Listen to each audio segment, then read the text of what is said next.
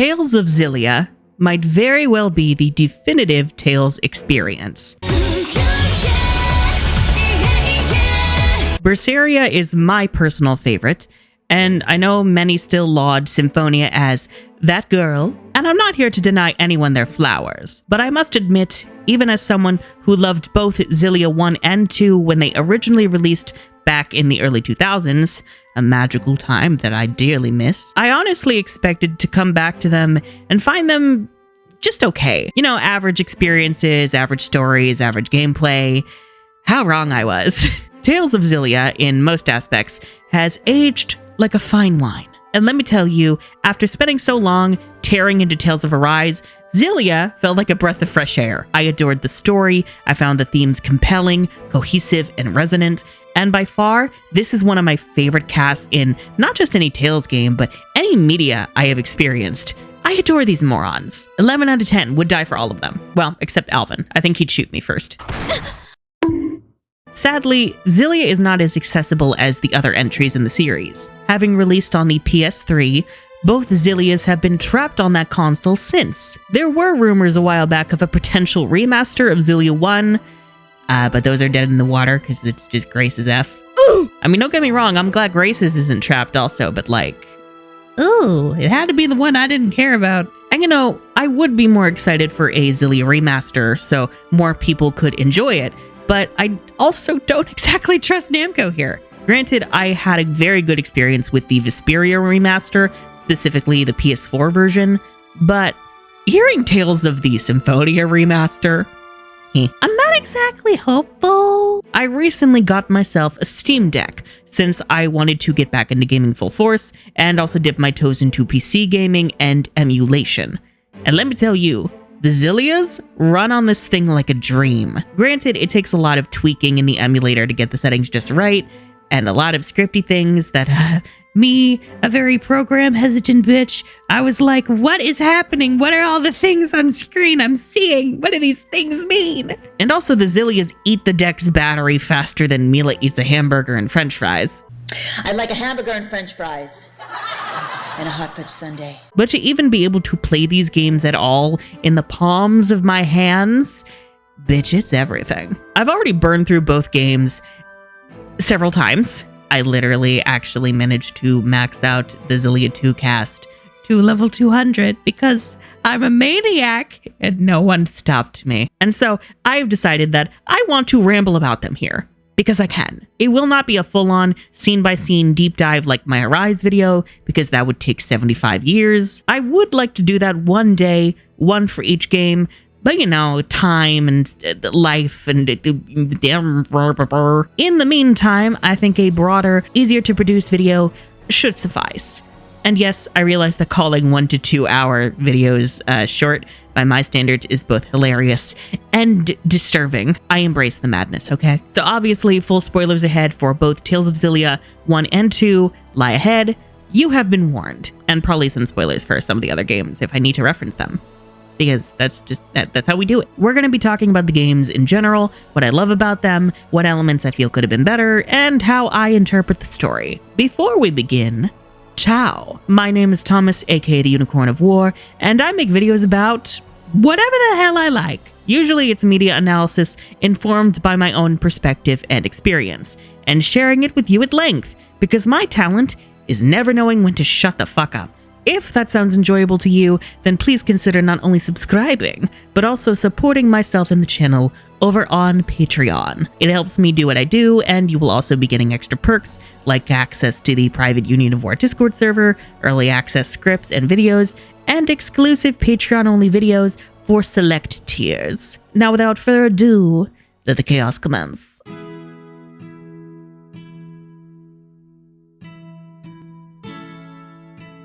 To begin, I am going to provide a plot summary for your convenience, because Tales games are very obscure, and I think like 5 people may have played Xillia. I mean, they had a bigger audience than that, but like I'm assuming most of you don't know what the hell this game is. Don't worry, I will be sure to spice it up for your entertainment. This is just to provide a foundation for all the character and thematic analysis later on, and also because I need everyone to be hyperfixated with me about the same thing. First, we'll go through a list of all the major players, so you know who's who before I start spouting fantasy nonsense words at you. You're welcome. So first and foremost, we've got Milla Maxwell, the Lord of Spirits. I am Maxwell, Lord of Spirits. You look just like a normal woman. I would hope so. That is the form I created for myself. Basically, she is the Avatar. She's Jesus. She's the human incarnation of the, allegedly, oldest and most powerful spirit, Maxwell, charged with protecting both humanity and spirit kind. She's quite cold and doesn't know how to people, and honestly, she gives neurodivergent coded. What are you doing? I'm cuddling you. Why? I read it in a book. When humans are upset, they feel better when you cuddle them. What book was that? A mother's eyes, a mother's touch. And I love her. She's incredibly fierce and determined to fulfill her mission, no matter what it entails or how she is perceived, and also she loves food. Apple fruits. No wonder it smells so good around here. Sweet with just a hint of tartness. That sounds interesting. Milla, you're drooling really bad. For some reason, I can't make it stop. Next up is Jude Mathis, a 15-year-old medical student. Yeah, I don't know. He's working on his thesis in a medical school, and somehow 15? Okay, whatever. Anime rules. The point is that he is a good bean, always going out of his way to help other people do the right thing, even to his own detriment. Actually, it's pretty much always to his own detriment. Your whole life was turned upside down because you got involved with me. You don't regret it? Now that I'm neck deep in this, I want to help you. You really are a do-gooder, aren't you? He's a total sweetheart who also excels in martial arts and healing. He is studying to be a doctor after all. He's got to know how to heal and break your legs. Then we've got Alvin, local heartthrob mercenary, who is basically the personification of the bad boy trope. You gotta be careful about what you wear, kid. It's how the world judges a man. I'd rather think what's inside is what counts. Yeah, and this is how what's inside gets projected to the outside. You don't believe some people shape what's outside in order to conceal the ugliness within? Well, if you can't see through a false front, isn't that your problem? So you blame the victims for being deceived? If that's really what you believe, Alvin, it tells me all I need to know about what's within. Man, I sure slipped up this time, huh? If you grew up crushing on Kovu from The Lion King 2, odds are you also like Alvin. And to the one person in the audience who feels called out, yes, I wrote this knowing what your reaction would be. Alvin is a treacherous, shady fuck, whose charm is a facade for the fact that he does not have a drop of loyalty in his blood, least of all to himself. Save your denials. Alvin told me everything. He did what?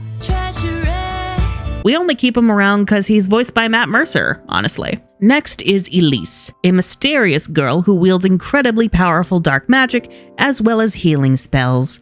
She's timid and shy and has basically been suffering since the day she was born. I'm Elise Ludus. Hello. Don't talk to strangers, Elise. Strangers are bad. Why is this stuffed animal talking? Accompanying her is Tipo, a floating talking doll who you will either love or want to punt into oblivion. Jude, buddy, super pal, slap me some face! What? I'm both, it just depends on my mood. Then there's Rowan Ilbert, a former military tactician turned butler. You know Bruce Wayne's butler Alfred? Yeah, imagine if Alfred was Batman instead, and you've got Rowan. Please, allow me to handle this. Hey, Gramps. Step out of the way before you break a hip. Hey! Yeah, what the? Now, if you'll excuse me. Old man still wields a sword, still can chuck throwing knives at you in the blink of an eye, and still can either drown you or entomb you with his magic. And yes, his back is very much killing him through all of this. I have a poultice you can use, although it was intended for lower back pain. Fun fact, he is voiced by Todd Haberkorn, aka Natsu Dragneel in Fairy Tail. Are you sure that you're really a fire wizard? Because these are the nastiest flames I've ever tasted. Just allow the range to astound you. And final protagonist, Lea Rolando. She's Jude's childhood friend who totally isn't crushing on him. No, Jude? Oh, absolutely not. Don't make me hit you with my staff. What's with Jude and Leia? They're like... A married couple. Married? Whatever could you be talking about? Seriously now, do we really look like that? Wow, Leia's strong. She definitely didn't become a nurse just so she'd have an excuse to be by Jude's side as a doctor. Really, Leia's just trying to figure out what the hell to do with herself. She's upbeat and lovable, always trying to bring joy to other people, but is also ready to kick your ass up and down the street with her staff. It's only natural for tools to obey their wielders. The only tool here is you! Don't worry, she'll heal you afterwards. Not gonna lie, Leia is my personal favorite. She has an eternal, relatable mood.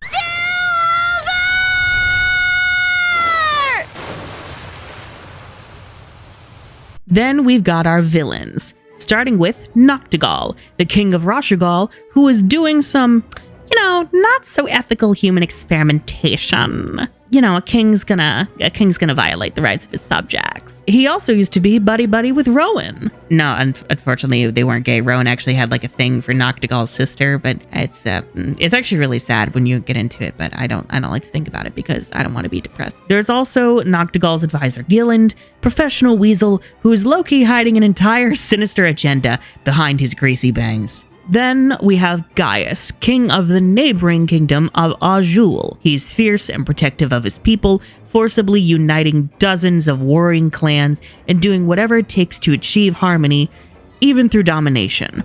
Which, with how gorgeous he is, maybe you're okay with that. Maybe I'm okay with that. We don't judge. We don't judge. Absolute domination! Sorry, guys. I blew it. Yes, before you ask, he's one of my many, many husbands. Okay, moving on. No, not moving on. Look, he's voiced by Travis Willingham. What am I supposed to do? How can you not love him? Come on, look at him. Look at this man. In Gaius' service are the Chimeriad, 4 elite warriors named for the parts of the mythological chimera. First up is Zhao the Unmovable, who is an absolute brute with a heart of gold.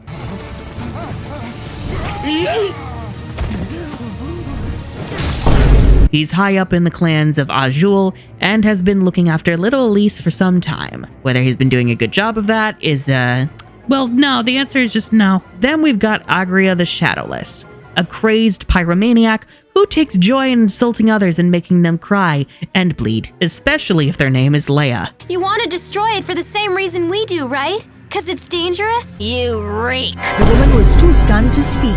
Born as a noble woman in Rashagal, she has become a spy on Gaius' behalf solely through the hatred of her family and nation. Then we have Pressa of the 100 Spells, who is quite foxy?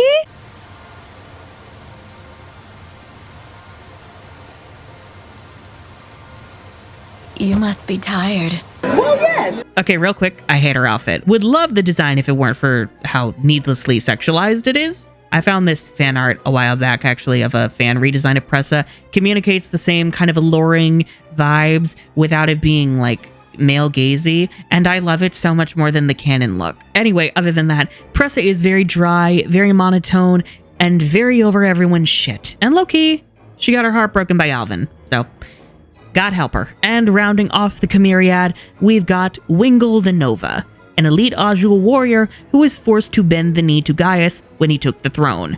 Wingle is a prick. Have you taken out Gilland? I don't have to answer that. With a specific hatred of Rowan, blaming him for King Noctigal falling down the path of tyranny. Wingle sucks. Not writing-wise. Writing-wise is actually pretty good. It's just as a person, he sucks. Cool design, though. And finally, we have Muse, the mysterious great spirit of dimensions, with power over space itself. She claims to be Milla's elder sister, but Milla doesn't really seem to know who she is. Interesting. Muse appears quite aloof and gentle, but beneath that facade lies an incredibly turbulent, twisted psyche, where you can't help but feel bad for her, but also deeply fear her. Tales of Xillia is set in the world of Riza Maxia, where humans and spirits live side by side in harmony. Humans build their civilizations through the use of magic called spirit arts, which derive their power from, you guessed it, the spirits. In return, spirits live off of the life force or mana produced by humans. Unfortunately, this balance is being threatened by the use of technology called Spyrix, devices that are able to cast incredibly powerful spirit art. Spyrexes, however, require so much power that they wind up killing spirits whenever they are used. And if enough spirits die, nature dies with them, threatening to turn Rizamaxia into a barren wasteland. To restore this balance, the Lord of Spirits, known as Maxwell, has created a human form to combat the use of Spyrexes in the physical world, a woman by the name of Milla. Commanding the 4 great spirits of the elements, Milla Maxwell's mission is to protect both humans and spirits, and as such must destroy the Spyrexes that threaten to destroy them both. And so, Milla sets out to investigate a sudden mass death of spirits. This leads her to the city of Fenmont, the capital city of the kingdom of Roshagal, which lives under a perpetual night, illuminated by spirit-powered lumen trees. Here also lives Jude, who again, in medical school, age 15, sure, okay, good for him, I guess. I don't know, why are you like this anime? Like, he's basically in his early to mid-20s, but he's 15? Like, I will never get over this. But Jude, again, is a good noodle who deserves all of the nice things. And when his professor goes missing, he ends up meeting Milla as she breaks into a top-secret government lab. Hi.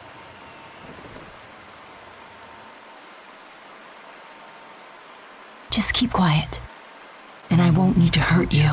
Naturally, he follows her inside, and the two discover what appears to be a giant Spyrex that's basically a nuclear warhead, the Lance of Kresnik, and it is seemingly being powered by several citizens in Fenmont who've been kidnapped and harvested for their mana, including Jude's professor. Good old human experimentation. A corrupt government's not complete without that. Because surely the government would never hurt its own people. Before Milla can destroy the Lance, Agria, who is working here at the lab, activates the Lance to try and kill them out of spite. I'll rip that pretty face of yours to pieces. I prefer you didn't. Because, Milla wiped the floor with her and Agria took it personally. Milla manages to swipe the activation key, but the 4 great spirits are absorbed into the Lance as they try and save her and Jude. Jude and Milla are then forced to escape the military before they are captured, and are assisted by the broody, totally not shady mercenary Alvin. Well, aren't these military types brave? Protecting the world from pipsqueaks like you. The 3 then set out for Milla's home village of Neokera, along the way encountering Zhao, Elise, Pressa, and Milla's annoying handmaid Ivor. Pressa is weird and Ivor is annoying, but Ivor, please leave as well. How should I put this? You're annoying. Unfortunately, it's in Neokera that we realize Milla can't resummon the 4. She's powerless, so that's great. Still got to destroy that nuclear warhead though, because it's my job. I'm Maxwell. Jude, you want to tag along? Alvin also? Sure. Why not? We need a band of 6. We're halfway there. Elise, though, is strangely being kept in the basement of a shed by Zhao, because the alternative is the villagers of Hamil, the village that she is being kept in, throwing rocks at her because they're scared of her proficiency in spirit arts. What assholes. Being the good noodle that he is, Jude basically adopts Elise and promises to find her a better home. That kinda comes true when they eventually reach Sherrilton, another city back in Roshagal, where the government actually, cares about its people and does not experiment on them. Human rights, wild concept, I know. We meet the local governor, Klein Cheryl, his precious younger sister Tricelle, and their butler Rowan. You simply must join me for tea at my manor. Milla, are you nervous about something? No one's ever asked me over for tea before.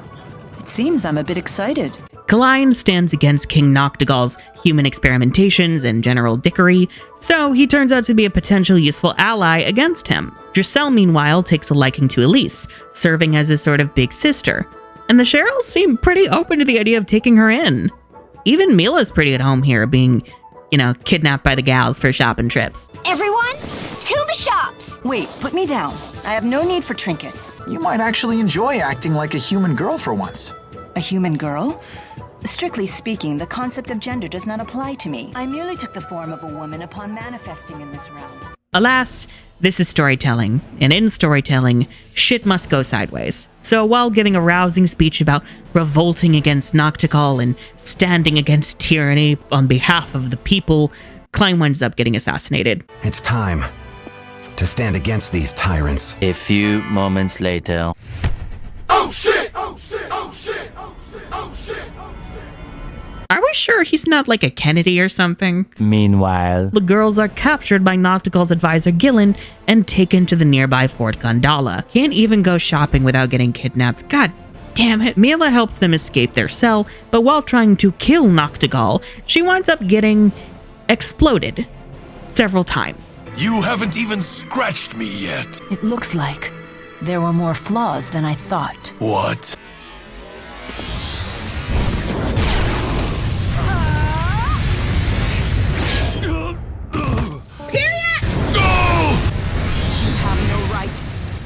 Talk about duty. I gotta give her props though. She gave it her all. Like, ooh, she kept going. Regrouping in Cherylton, we learn that Milla has essentially been paralyzed in both of her legs and is now unable to walk. But that will not stop her from fulfilling her mission. Milla is determined to stop Noctigal at all costs. You have to accept reality. Jude, do you remember the people of Hamil? Huh? They were forced into a situation they didn't choose, and they didn't have the strength to fight against it. So what is strength exactly? Is it something you wield to fend off attackers? Is it something you use to control the four great spirits? Is it something that lets you walk on your own two legs? It's none of those things. Not real strength. You just won't give up, will you? I can't give up. My mission won't let me. I must keep moving forward. Even if your body won't move at all? That's who I am. Girl, you have done it again. Constantly raising the bar for us all. And doing it flawlessly. And Jude is equally ready to support her because he's a good noodle. I'm a good noodle! I'm a good noodle! And also because his life kind of got exploded. So like, what else is he gonna do? Like, come on, like, he's got nothing else at this point. And so while Rowan stays behind to help Giselle as the new governess of Cherylton, and Elise situates herself to her new home here, Jude takes Milla to his little hometown of Larond. His father is a doctor who once helped a patient with a similar condition to Milla's, so he figures that he'll be able to help, even though, you know, Jude and his father aren't on the best of terms, and Jude's dad is a dick. Like, oh my god, he's such an asshole. Oh my god. Surely they taught you better than this in med school. I told her you might be able to heal her. So you lied to her. What? It's the truth, isn't it? You've done it before. Jude. Why exactly are you home anyway? What happened to med school? Answer me, young man. So this is how you're gonna be? Thank you for the consultation. Here we meet Leia, you know, childhood best friend, nurse. Best nurse in town. Also the only nurse in town. Still slays though. Slay! Jude's dad unfortunately says that he can't help. Normally they would use a device called an asperixis to apply spirit arts to the patient's body, which would allow the use of otherwise severed nerves. For power, the device requires a spirit fossil, the crystallized remains of a dead spirit's energy. The problem is that spirit fossils have apparently become quite rare. Most of the spirits died before I was born. What do you mean? And even if they were to find one, say, in the horrifying abandoned nearby mines, they would need to apply it to the asperixis immediately, or it would lose its energy by the time they made it back to Larond. So naturally, Jude and Leia plop Milla in a wheelchair and go spelunking in the middle of the night for some. Well, it's daytime, but I like to assume it's the middle of the night because that's more fun. The mine's been closed for a while, so I hope you're ready for some spelunking. You know, it's fine. It's fine. If they didn't take her, Milla would have literally just crawled all the way here. So, and it was for the best. After fighting a horrifying worm-like abomination of nature, Milla uses a spirit fossil to activate the asperixis, then stands up again to kick this monster's ass.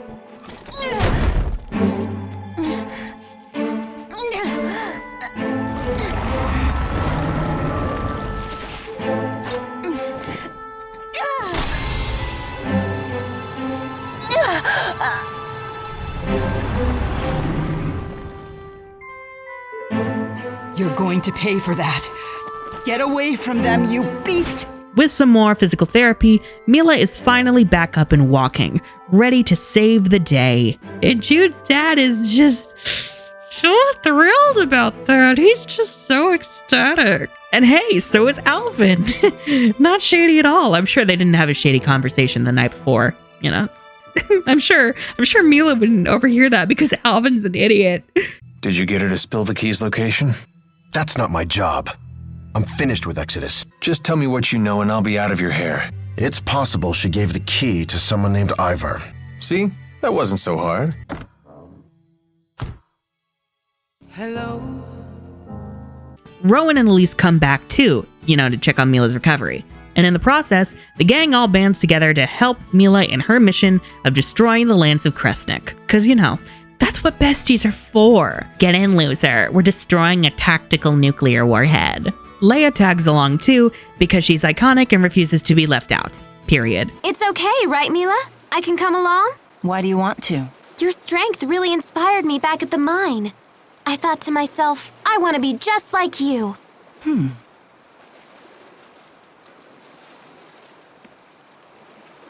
Well? Is that it? I thought you might say that. What is that? I filled the scrap of paper with all kinds of reasons. Take a look. Reasons why you should come with us? Yep, at least 100. Very well. You can come with us. I like you. You're so very human. You've got to be kidding. At first, the plan is to head to Fenmont by land by going the long route through Fezabel Marsh, since it's supposed to be easier this time of year. Unfortunately, since the 4 great spirits are trapped, the seasons have stopped shifting, so the marsh is virtually impassable. I mean, you could try, but you'll probably drown in the slush and die. Now, our only option is to buddy up to the Kitaro clan of the neighboring kingdom of Azul, in the hopes of winning their approval to use their wyverns to fly all the way to Fenmont. Well, Milla thinks of stealing them at first, but this time we will not be doing crime. Those wyverns belong to our clan. We've come to take them. I'm pondering how to break the cages. Whoa! Milla! We might be gay, though. To win the approval of their leader, Jurgen, we must win a tournament in the warrior city of Shandu. Problem is that Milla's enemies have infiltrated the tournament in an attempt to kill them. And her. They want her dead so bad. They want her dead so bad they poisoned a room full of people. As Milla tells us, Spyrix was introduced to Rizamaxia by a secret organization called Exodus. Ooh, biblical names. Ooh, very, very ominous. Exodus. Ooh. They first appeared 20 years ago and have been trying to kill Milla at every turn. They are the ones that she believes created the Lance of Kresnik in the first place and got in Noctigal's ear about Spyrix technology. And it looks like Alvin might be working for them too. What a surprise. But this time, Exodus is not after Milla. They're after Elise. Well, technically Tipo. See, Tipo is what's called a booster, a device capable of amplifying the mana produced by humans, and therefore strengthening their spirit arts. Elise was an orphan taken to a secret facility in Azul for booster experimentation, and thus was given Tipo there. Tipo, in truth, is not a living thing, but rather a device paired with Elise that speaks your subconscious thoughts. Hey, let's play. But first, give me a name. Huh? Tipo? You might be a machine, but you're still my friend, right? Nope, I'm just a machine, Elise. No! You're my friend! Nope, you are mistaken. I'm just a device that verbalizes your thoughts. Ooh, that's, I'd be so ashamed. Oh, there's no hiding anything, is there? Exodus was after Tipo's data for their own purposes, and as such, have basically done a factory reset on him.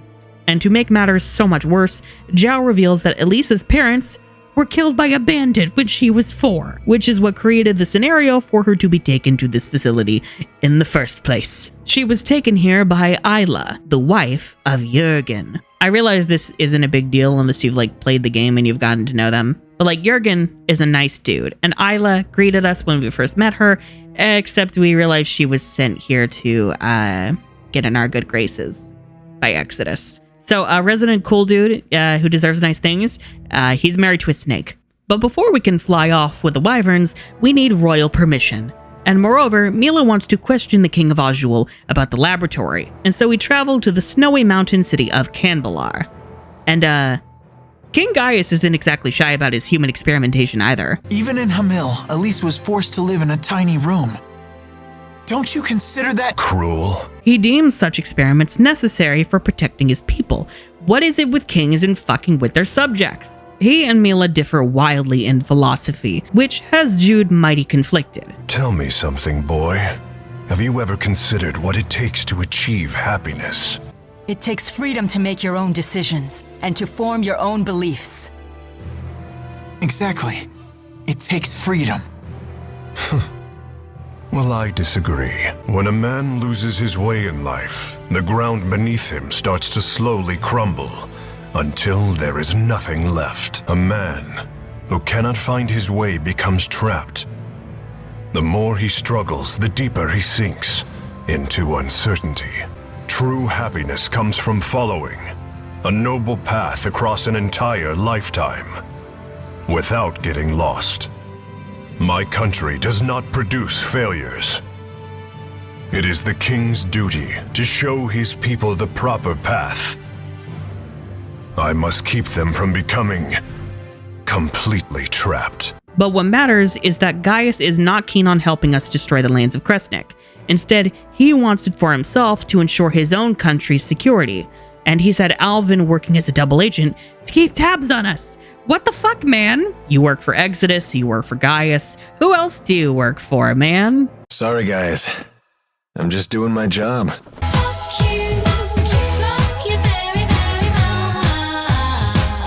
Thankfully, Milla gave the lands' key to Ivor a while back, but we need to book it anyway, because otherwise we will be captured and probably tortured. Especially when we receive word that Rashagal has attacked Hamil, supposedly with the power of a great spirit. Alvin supposedly still has our backs, working as a double agent. Alvin? They're on a wild goose chase in the mountains right about now. You threw them off our scent? Is this some kind of peace offering? What? It's only natural I helped you. We're friends, aren't we? To kill you to give me another shot? I guess not. Attaboy. Welcome back. I'm glad that you're safe. But nobody trusts him. We're only really keeping him around because, we need to keep an eye on him at this point. And what do you intend to do about Alvin? If we send him away, he'll only follow us, and we can't neutralize him by force without risking our own lives. Therefore, the safest solution is to keep him where we can see him. Besides, for good or for ill, that man has the power to change the circumstances of any situation. That is not a power to be dismissed lightly. Nor is the wisdom of the Lord of Spirits. Flying to Sherrilton first when we get attacked by a random sky abomination, our heroes, and Alvin, get a moment to reflect on their reasons for joining before the alleged final battle. Rowan in particular is determined to stop Noctigal. As old friends, and potentially roommates, Rowan feels his inaction led to Noctigal becoming a tyrant, and now must stop him to save his country and avenge Klein. Continuing to Fenmont, we discover that Agria, crazy fire lady, is, again, spy for Gaius, and when she fails to find the lance after it gets moved, she insults Leia before fleeing. And you, listen up. Work as hard as that scrawny body of yours can handle, and you'll still wind up with only two things: Jack and Squat. Why do you say stuff like that? We then proceed to Orda Palace to confront King Noctigal. After defeating him, it seems Rowan might finally get through to his old friend. You have turned away from the responsibility you must bear. We have both turned away. Let us build a new future for Rashagal together. You mean you would bear the burden of my crimes as well? It's of no consequence. Too bad at that moment Noctigal gets put on ice. Do it. Yes, Master.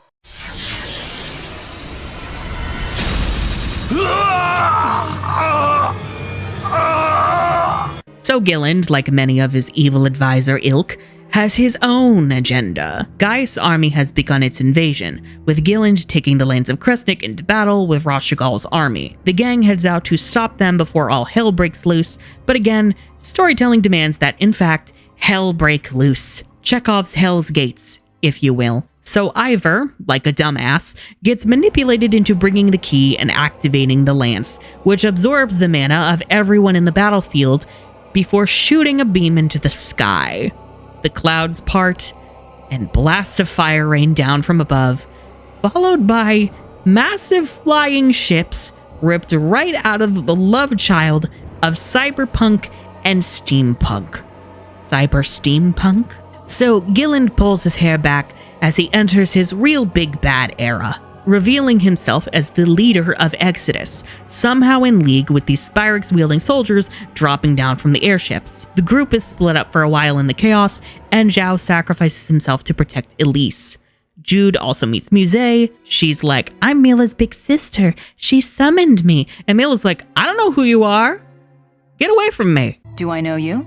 I've never seen you before. I am your elder sister. Sister? I don't have a sister. Don't be suspicious. Don't be suspicious. Once regrouped, Milla reveals the full truth. Rhizamaxia is actually sealed within a massive dome of spiritual energy called the Schism. Outside the Schism lies the world of Olympius, where Spyrexes have been the backbone of civilization for 2,000 years. We're not like you. We don't have mana lobes. Wait, what? We can't wield spirit arts. We lack the ability to manipulate mana. So you use Spyrexes instead? Exodus is made up of Olympian civilians who were literally just chilling on a luxury cruise ship 20 years ago, which was pulled into Rhizamaxia when the Schism partially ruptured. And so they have been trapped in Rhizamaxia and have been trying to destroy the Schism in order to return home. Hence why they've been trying to kill Milla. If Maxwell dies, Schism goes bye-bye. Alvin, in truth, was a child on that ship, and therefore one of the Olympians trapped here in Rhizamaxia, and Gilland is his uncle. Who are you again? Gilland, however, has plans of his own, as he always fucking does. Olympius is deprived of resources due to the rampant use of Spyrex. As such, Gilland has floated the Otherworld Reactor Plan, a scheme to keep the Schism intact, essentially using the humans and spirits of Rhizamaxia as an eternal fuel source for Olympius. Those airships that appeared over the marsh are actually the Olympian army, and with Rhizamaxia under their control, with both countries' armies wiped out after the war, the Otherworld Reactor Plan is about to go into full swing. Heading out to Exodus's base of operations, that cruise ship, the group confronts Gilland, where we discover that he has been using the booster data that he stole from Tipo to create Spyrite, an alternative technology to Spyrex. Spyrite essentially resurrects a spirit through its spirit fossil, allowing the wielder to cast Spyrex-level arts without killing any spirits. Unfortunately, Gilland uses it to enslave spirits rather than work alongside them, in this case enslaving Celsius, the late great spirit of ice. We used boosters to recreate the spirit Celsius from the spirit fossil in which she lay dormant. She is the physical manifestation of a spirit art itself. Once Gilland is defeated, the ship is put under a high amount of pressure, threatening to kill everyone on board. To stop this, Milla frees the four great spirits, then pours all of her own life force into the Lance of Kresnik so it can dispel the art being used on the ship. If you leave us, then what? You can't! You will be fine without me.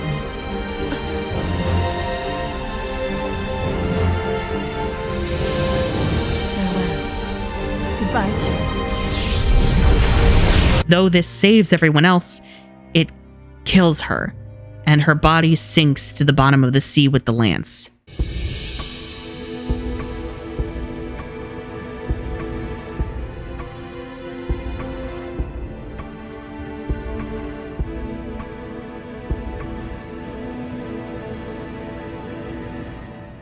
Oh, and the one who did it? Muse. We were right to be scared. Everyone else is scattered, all of them being hunted down by Muse relentlessly, according to her, to prevent anyone else from learning about the Schism. Anybody who learns about the Schism will have to die. She even promises to take Alvin back to Olympius if he kills Jude and the others. Jude is completely catatonic after Milla's death, with only Leia to take care of and protect him. You guys are my ticket home to Olympius. All I have to do is kill you off. Go ahead. Do whatever you want. When Leia is shot by Alvin, Jude snaps to his senses, taking down Alvin and telling him what for. Milla saved your rotten life. Don't be so eager to just throw it away. Don't you get it? Milla died because she wanted us to live. I'm not Milla. I can't live like her. I don't have a mission to fulfill. She's not here to hold our hands anymore. We have to think for ourselves now. Once Jude and Leia reunite with Elise and Rowan, they return to Fenmont, where they learn that Gaius has essentially become the king of all Rhizamaxia, uniting the people against the Olympian invaders. He is working to pull the lens of Kresnik from the seafloor to use it against Olympius. Spotting this, Muse attacks, in the process revealing something Jude has been suspecting, that Milla wasn't the real Maxwell. What do you people want with Lord Maxwell? So there is another Maxwell after all. Dun dun dun! In truth, the real Lord of Spirits was using Milla as bait to lure out Exodus, essentially brainwashing her from birth into thinking she was the real Maxwell. Exodus knew that if I were to die, my schism would die with me. I realized that with the proper bait, I could lure my prey out of hiding. I created a life I could expose to my foes that would lure them into the open. You know by now who that is. Milla, did she know she was an imposter? I am not so careless. I engraved my words into her heart, and I had her raised to believe she was truly Maxwell. She was an essential cog in my machine.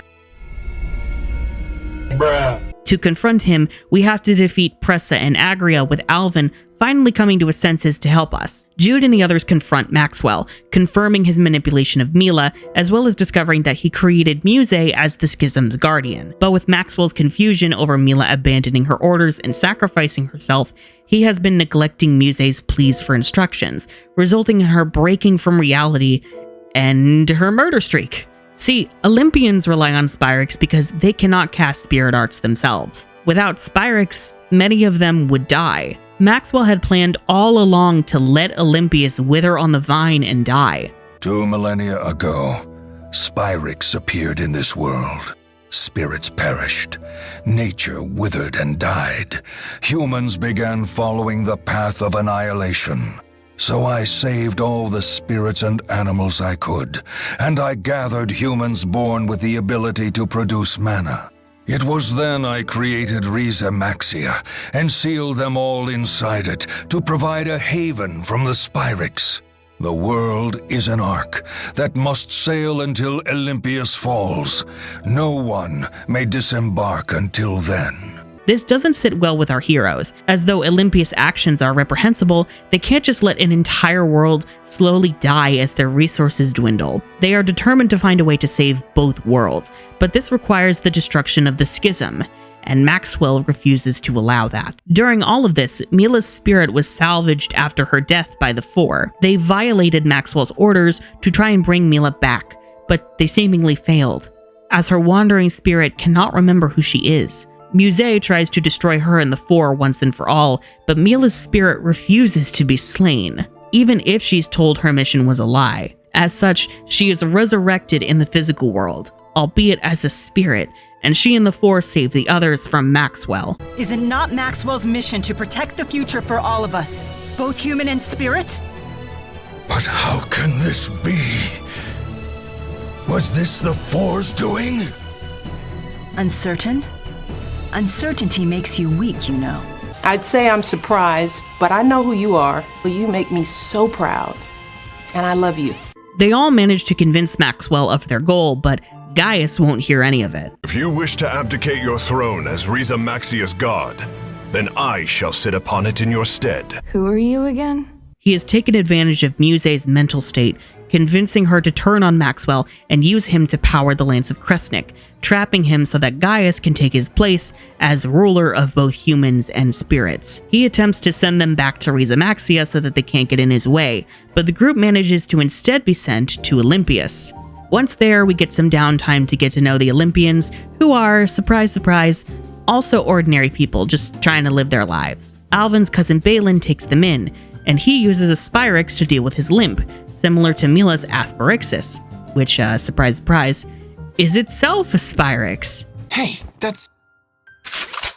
I didn't think folks from the other side would have seen one of these before. A Spyrix. Hold your horses. Huh?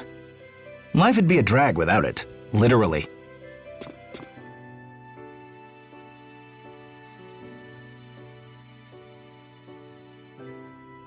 Gee, A Spyrix is a Spyrix. Wow. Some side events also show us an elderly woman and her granddaughter who both have Spyrix implants to treat their conditions and would not be alive without them. You're using a Spyrix too. You mean this? Me and my grandma use them too. Really? My granddaughter and I both have a cardiovascular disease, and we've had medical Spyrixes implanted to help with them. I bet it hurt really bad when you put it on, huh? Yes, it did. But you just have to bear the pain. 'Cause without Spyrix, we wouldn't be able to live normal lives. I see. We'll never forget what Dr. Mathis did for us. May his soul rest in peace. Mathis? He died in a boat accident a long time ago. Gaius and Muse attack a Spyrix research facility nearby and reveal their plan to invade Olympias and destroy every last Spyrix. Milla and the others refuse Gaius' vision, and upon their defeat, convince them to join their effort to unite the two worlds. I have decided to become Maxwell. Milla, you may use the schism's mana to become human again. I see. Keep watch over the spirits. I'm afraid this is farewell. Our fates were always intertwined in mysterious ways. Milla becomes the new Lord of Spirits, meaning that she cannot be alongside her friends, but she and Muse now protect the spirits together. With the schism dispelled, the excess energy will give the world a few more years to keep the spirits alive, even as Spyrix are used. Jude is focused on Spyrite research, hoping that it will eventually fully replace Spyrix, ensuring Olympias will survive alongside Rhizamaxia. Alvin goes into business with Jurgen, Elise goes to school in Sherrilton, Rowan becomes King Gaius' advisor, and Leia heads home to help out at her family's lodge business and figure out what the hell she wants to do with her own future. I want to settle down and start a family that cares for each other, just like Mom and Dad. Big mood, Leia. Big mood. The world is safe, and the future looks bright. Until Tales of Xillia 2. Oop! Tales games are largely beloved for their casts and character writing, and the Xillia cast is no exception. In fact, it's arguably one of my favorite casts in the series, potentially even my second favorite cast right behind Berseria's. I loved the protagonists, the antagonists, and the supporting cast when I first played the game, and was actually able to remember all of them going back to this game all these years later, and they all aged like wine. Not only are their interactions stellar, both friendships and rivalries, but Xillia is arguably one of the better executed Tales games in terms of theme. The story centers around resolve, the choices we make, what missions we devote ourselves to, the things that drive us further, and the consequences of our actions. If I had to boil it down, Tales of Xillia asks a simple question. What the fuck are you gonna do with your life? Hey, I said it was simple, not easy. What path will you walk, and why? Are you sure you're not just blindly following the path given to you by society, by your parents, by someone you idolize? What happens when you lose your way, when you go adrift? What if the things you believe in are all lies? Is everything you did for nothing? Xillia manages to weave all of its characters into that theme, whether they step up to the plate to pave their own way forward, decide to follow the whims of someone else, or simply amble through life with no direction. It honestly feels like the inverse of Berseria, but both games resonate with me profoundly. So now I'm gonna yell about my favorite dorky idiots at you and pretend that's philosophy or whatever. Milla, being raised to believe that she is the Lord of Spirits, dedicates her entire life to protecting humans and spirits. She is unwavering in her convictions. If she has to break into a government lab to take out a military weapon for that mission, she will. No hesitation. If she has to storm into a king's palace to lecture him, or has to risk being blown up at a chance to take out a tyrant, no hesitation. Milla often gets dismissed as being cold and impersonal, which, I mean, people aren't wrong. Because she was raised basically as a demigod or a spirit in human form, she never had the chance to learn how to socialize with other people. So much so that even though she's revealed to have been human all along, she's never quite seen herself as a fellow human. Still, I don't think I would say that Milla's totally cold-blooded. She does take joy in experiencing things like exhaustion, eating, and even catching a cold. Oh, mucus! Looks like you're having fun over there. I am. The human body is truly a cumbersome thing.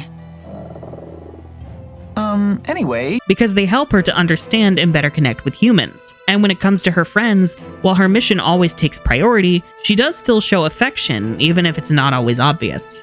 Honestly, this lack of social cues and general affect makes Milla kind of read to me as neurodivergent coded. Her story shows her making an honest effort to honor her mission while still learning how to better connect with people. When she realizes how cold she has been to Elise after she nearly loses Tipo, she's honestly ashamed by her apathy. So Elise may feel the same way about Tipo as I feel about the Four. When you put it that way, the way I've treated her seems quite insensitive. What's wrong? No, it's nothing. I can't afford to get swept up in sentiment at a time like this. And as she begins to suspect the truth of her nature, she finds herself terrified and hesitant even as she stumbles forward. Well, you've certainly changed, haven't you? I just want to live as Maxwell, that's all. And that's an excuse to off yourself, huh? I know it conflicts with my mission. Then don't. Don't do it. I don't want to disappoint Jude. When he's watching me, I want to be like this. I want to be the Maxwell he respects. What does Maxwell have to fear? So that's what it was. I finally understand. I've become afraid. Afraid of loss. In her goal to protect spirits, she utterly despises Spyrex's technology and has gone out of her way to eliminate Exodus members who, remember, are just ordinary Olympian citizens trying to get home. Even as a child, it is revealed that Milla had sent the Four to eliminate an entire group of Exodus members, including the parents of 2 children she played with that day. Who would have thought that the little girl we played with that day would become our sworn enemy? Exodus? So you two were... Yes, the children of Exodus members. The only survivors from the Exodus primary base that you so viciously destroyed that day. If our parents hadn't sent us out on an errand, we'd have been killed too. Is that right? Yes. I suppose it was while I had the Four hunting down survivors that I met the two of you. To think that we were playing with the monster that murdered our families. It was the first time she'd come close to having genuine friends, and it turns out they were part of a group whose humanity she had denied. How did I fail to realize until now? The members of Exodus are humans too. What, did you think they were monsters or something? No. Deep down I knew. But I cannot spare any who would use a Spyrex, no matter what or who they may be. Milla doesn't fully know the truth of Olympians and why they rely upon Spyrex. She's just been told, these are your enemies, eliminate them. When Jude asks her about Olympius, Milla doesn't know anything about it other than their use of Spyrex. What's the outside world like? Olympius. What do you wish to know? Well, stuff like the climate, how the people are, things like that. I don't really know. It sounds like it's been some time since you've seen it. Well, I don't think it's a matter of memory. I simply just don't know. Once they're actually in Olympius, that is the first time Milla sees Olympians as human rather than a faceless other. Balin using a Spyrex to fix his limp, or a girl and her grandmother with Spyrex implants to survive their diseases. She is made to see that they are just as human as the Rizamaxians that she has defended. So this is the world that Maxwell cut off and left to die. And yet, I can't help but want to save it. And so, Milla adjusts her mission. She's still trying to protect humans and spirits, but now, those humans include Olympians, and thusly her goal changes from destroying all Spyrex to helping Jude replace them with Spyrite technology. Her convictions were tested and changed to better reflect the new knowledge she had gained. It reflects her earnestness in achieving her goals, her compassion that belies these goals, and her ability to reflect on her own ignorance and course correct. And I think that is what I most appreciate about Milla, her earnestness. Despite being just an ordinary human and losing the Four right out the gate, she's still able to march forward to accomplish her mission. She leads and later inspires the other characters to think for themselves and to decide their own missions. It makes no sense. How could people such as these have twisted my cog from her purpose? The hell are you talking about? Milla never changed, not an itty bit! Impossible! Do you really not get it? You've got it all wrong! What? Did you really create Milla? Indeed. He seems to know nothing about her. Milla change. Preposterous. What are you talking about? We all know Milla would never abandon her mission. I don't think I ever realized the gravity of her death until replaying the game now as an adult. The despair everyone falls into is not only from them losing their friend, but losing the woman who gave them all purpose, who guided them. Her absence forces them to step up and chart their own paths themselves. To me, Milla is both relatable and aspirational. The aspirational aspect is kind of obvious given that everybody in the game looks up to her and goes, I want to be that level of bad bitch. They want to be able to share in the strength of Milla's convictions and steadfastness. But she isn't infallible. She has her blind spots and makes mistakes, and often overestimates her own abilities. She has fears and insecurities that she does her best to shoulder quietly. Even if someone seems like they have all their shit together, they don't. You're just seeing their highlights reel. So even if you have insecurities of your own, even when you feel like you should have everything figured out, or you don't really know what you need to do, it doesn't make you an imposter. Well, I guess Milla kind of was technically an unwitting imposter, but one who ironically cared more about her mission than the actual Maxwell. Milla serves as a reminder that no matter what you may feel, you can still strive to accomplish whatever task you put your mind to. Jude serves as our co-lead, which honestly, it does still kind of feel funny to me that the first time Tales had a female lead, they had to have her share that limelight with a guy, 15-year-old boy, and the guy wound up being more of the definitive protagonist. Like, the game is basically split into Milla and Jude's sides, but Jude's side is generally considered the definitive version of the story, with Milla's supplementing the gaps. It's not Jude's fault, but I still can't help but notice that and find that deeply funny. I do suppose that makes sense though, since Jude is the character most people would have an easier time relating to. He's just an ordinary boy who gets swept up in Milla's crazy-ass adventure, and in the process, learns what it means to become an adult and think for yourself. Jude is described as a goody-goody who goes out of his way to help people, even at his own expense. You shouldn't overdo it with your condition. What do you mean, my condition? I haven't been sick since I was a kid. That wasn't that long ago. Wow. Welcome back, Jude. Let the nagging begin. What's that supposed to mean? And here I thought that Fenmont had changed you. You should stop worrying so much. Leia, listen to me. This is serious. Denied. I can't hear you. And a lot of that definitely comes from how emotionally neglected he was as a child, oh god. Jude was always home alone when he was little. His parents do seem preoccupied with work. Yeah. I don't think Bev ever realized it himself, but I think he was really lonely. He's just eager to get involved with other people somehow. I get it. He wants to feel needed. It's always the parents. It's always the parents. It helps to give him positive attention and also gives him a sense of purpose. But Jude's issue is that he doesn't really have much purpose for himself. It is wonderful to want to help people, but he doesn't really know when to rein it in. And he's just generally unaware of how the world works. Which, to be fair, he's a sheltered child. When this boy is surprised that soldiers want to, kill him when he infiltrates the research lab, or that his kingdom would do such horrible things to their own people, I'm just like, girly, you must be new here. But it comes from his belief in the goodness of people, which arguably is part of why he wants to help them so much. He winds up joining Milla on her mission and refusing to be left behind, even when she offers him shelter in her village while she goes off gallivanting. When she's no longer able to walk and insists on still pursuing her mission, Jude offers up a way to help her, and even continues that when his own father says it's impossible. While Jude's commitment to helping Milla is commendable, it's still clear he's just kind of going along with her because he trusts her, and also feels things for her.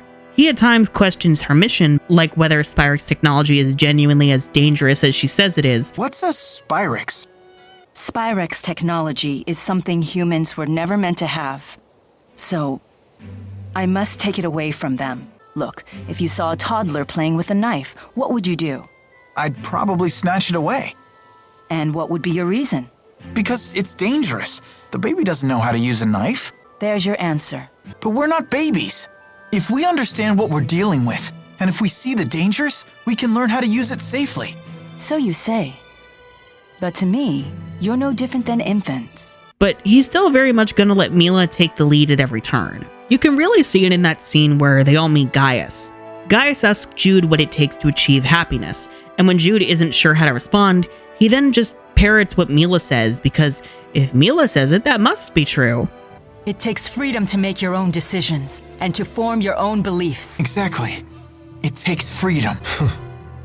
Well, I disagree. The woman was too stunned to speak. Then Gaius disagrees, and Jude is kind of like, wait, who do I believe now? Those things both sound good. What? It's the first time that we've ever seen a character with convictions on par with Milla's. You know, at least one who isn't totally delulu, looking at you, Noctigal. It is this clash that I think catalyzes Jude's realization that he can't just follow Milla's lead for his whole life. He has to learn what makes them so confident in their beliefs and think for himself, come to his own conclusions. And once Milla dies and he falls into despair, Leia being shot and nearly killed by Alvin snaps Jude back to reality. Jude can't just let Milla's sacrifice go to waste, and he can't keep taking Leia's friendship and life for granted. Jude ends up becoming the group's new leader, deciding to confront Maxwell head-on, get the truth about Milla, and then dispel the schism to save both Rhizamaxia and Olympius. Then we also need to consider the fate of Olympius. They were willing to sacrifice every human and spirit life in Rhizamaxia. Why does one side have to suffer for the sake of the other? That doesn't sit well with me.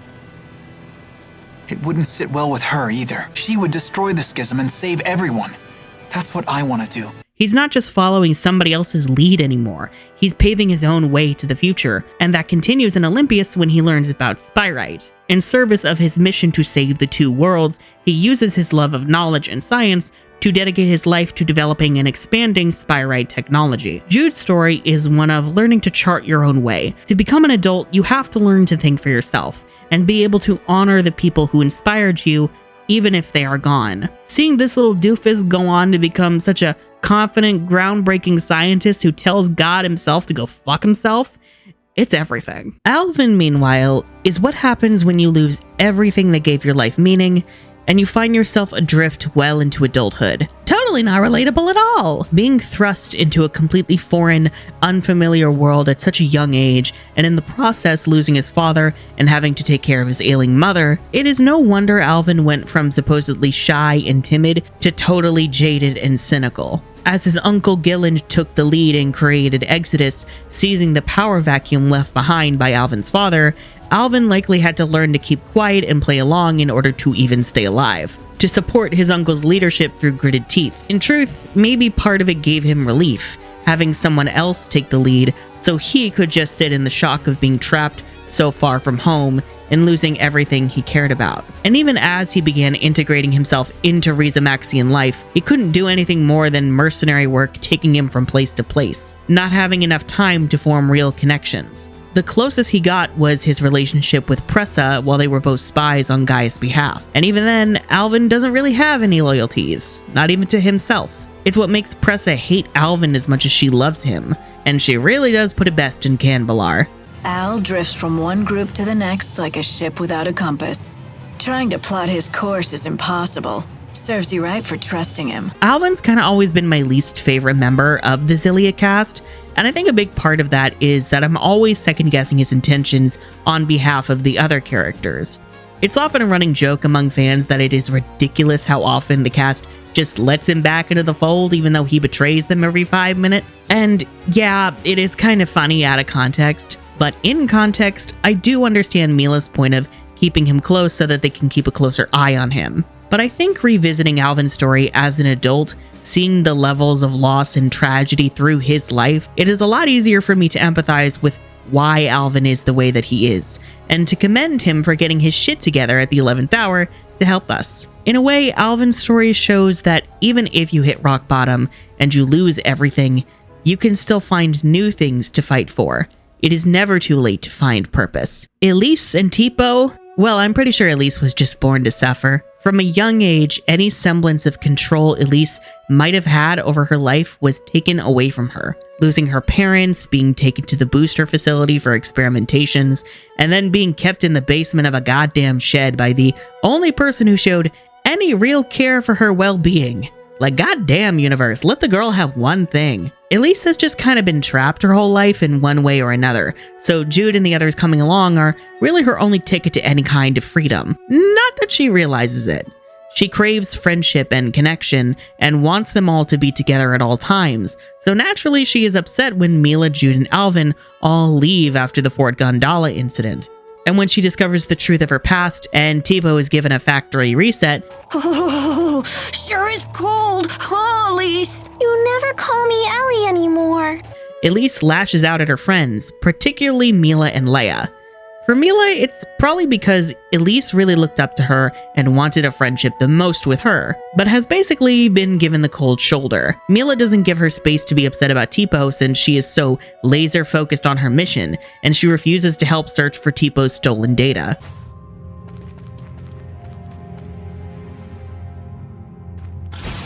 If we can get back whatever they pulled out of him, maybe he'll go back to normal. When did the Exodus agent leave? Ages ago. Then the trail is cold. Trying to retrieve whatever they took will be a waste of time. We need to get moving. But couldn't you do both? Can't you help? If you wish to search for Exodus, I won't stop you. But that means we'll have to part ways. And for Leia, well, Elise is the least familiar with her when they meet. I kind of interpret it as her viewing Leia as a wrench in the group dynamic that she was so used to. Plus, Leia's a ball of sunshine wherever she goes, and that's kind of the last thing Elise wants after going through so much trauma and isolation. Kanbalar was built along the peaks of a mountain range. Those slide cars connect the multiple districts together. Don't they look fun? I bet we could see forever in one of those.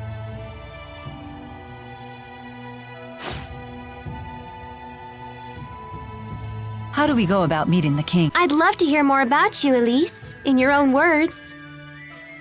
Shut up, Leia. You're the one holding us all back after all.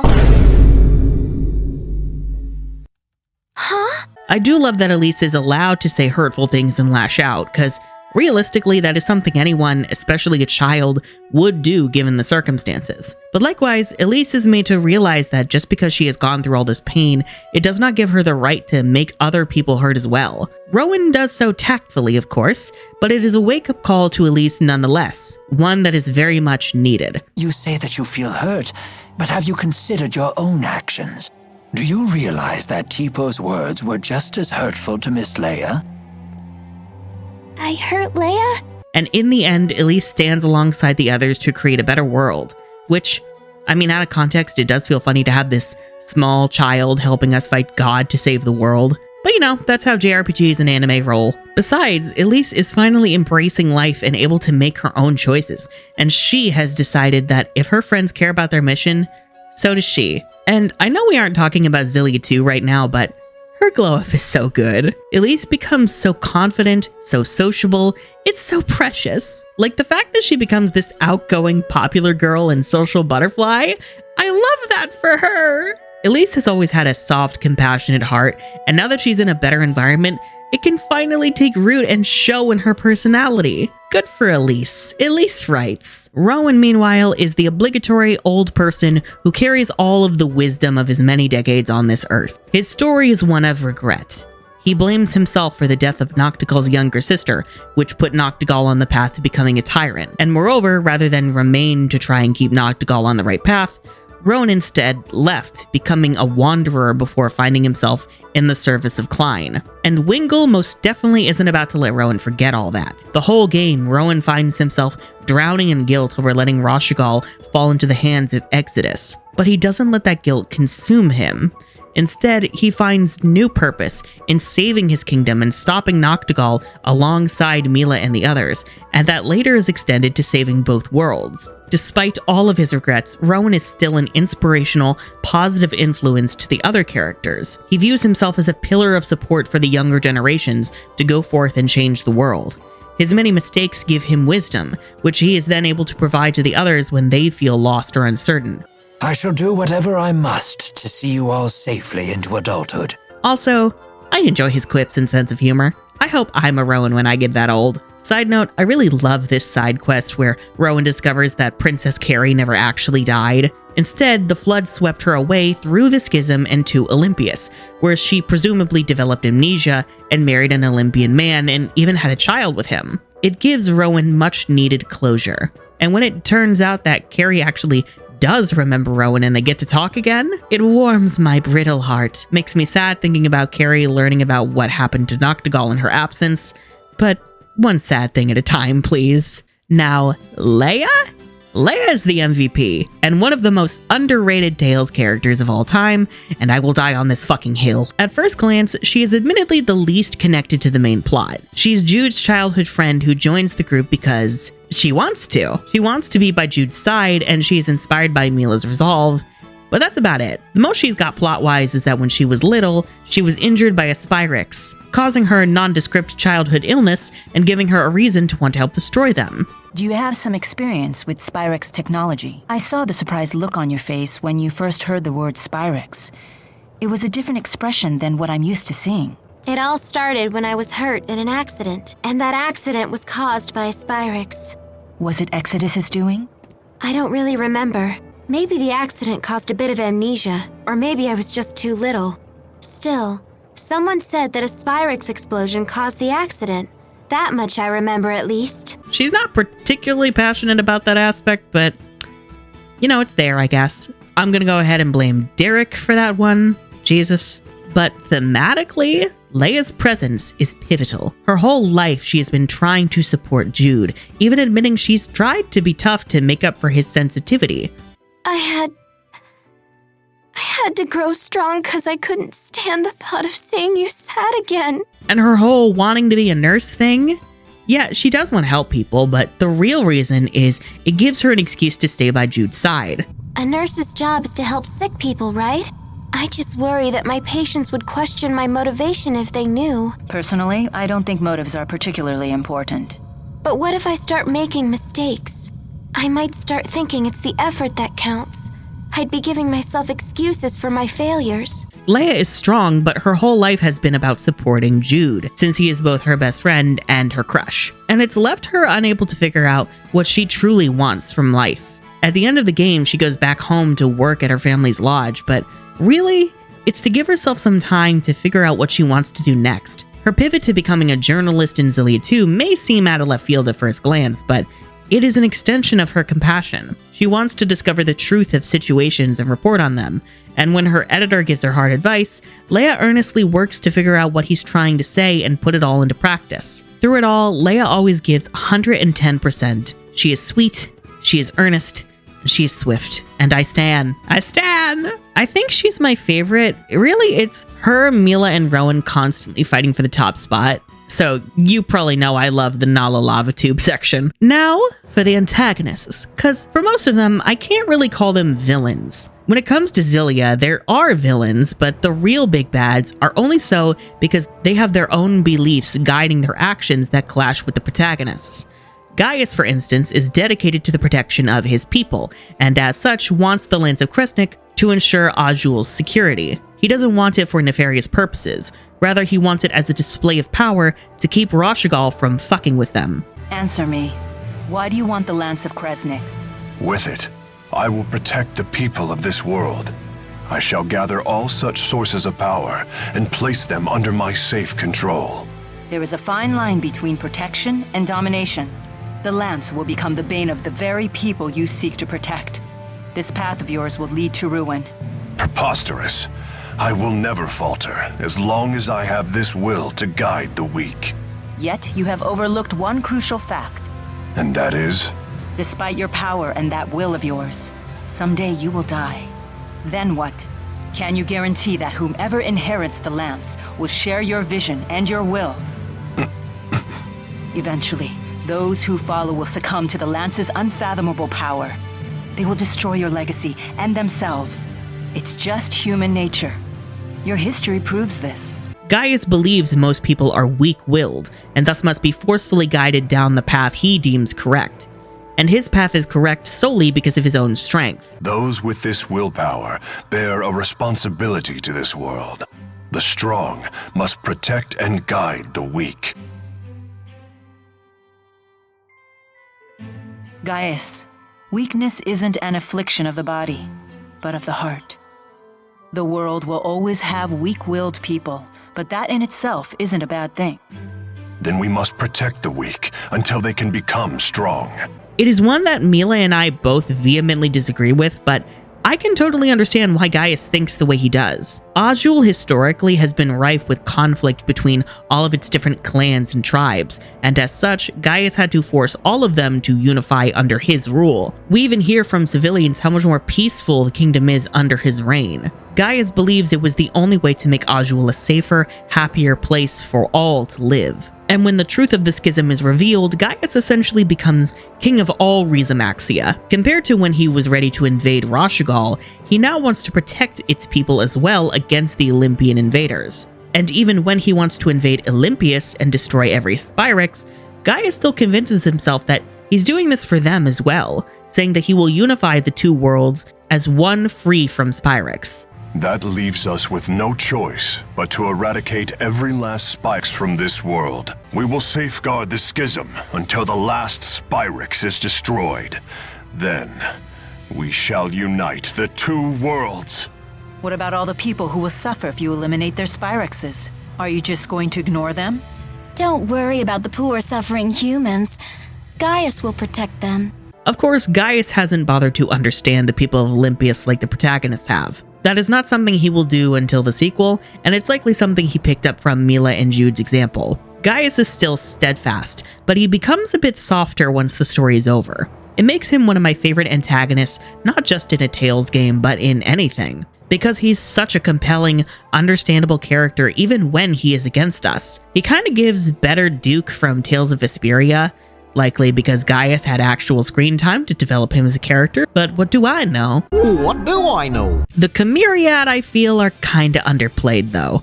I still appreciate their role as an inversion of Milla and Jude's group. These four were set adrift in their own lives and given new purpose under Gaius' leadership. They're not friends, but rather a clear hierarchy with Gaius at the top, though that doesn't change the complexity of their relationships and dynamics. Admittedly, most of Zhao's past isn't in the game, or perhaps is lost in side quests that I never got around to. I was always under the impression that Zhao had killed Elise's parents, but apparently he did not. There's a whole backstory involving him fleeing from his tribe in shame, meeting Elise's parents, and then witnessing them being murdered by some random people hunting him. I wish it was in the game, especially because Zhao does say he killed Elise's parents. I get he probably means that he blames himself, but like, girl, this is kind of confusing. Still, Zhao is a man riddled with guilt. He believes himself and his existence to be an inherent burden and curse, apparently because his unnatural size and strength made the people of his clan wary of him from birth. And so now he finds purpose in serving Gaius and protecting Elise with that brute strength. These are, as far as he believes, the only ways for him to do good in this world. It makes him a rather benevolent antagonist, albeit still flawed and tragic, since, you know, he did lock Elise in a shed basement. I get it was to protect and hide her, but like, girl, come on now. Did the basement even have Wi-Fi? Wingle, meanwhile, was a fierce warrior forced to bend the knee to Gaius when he took the throne. Wingle loathes Gaius for taking what he believes to be his rightful spot.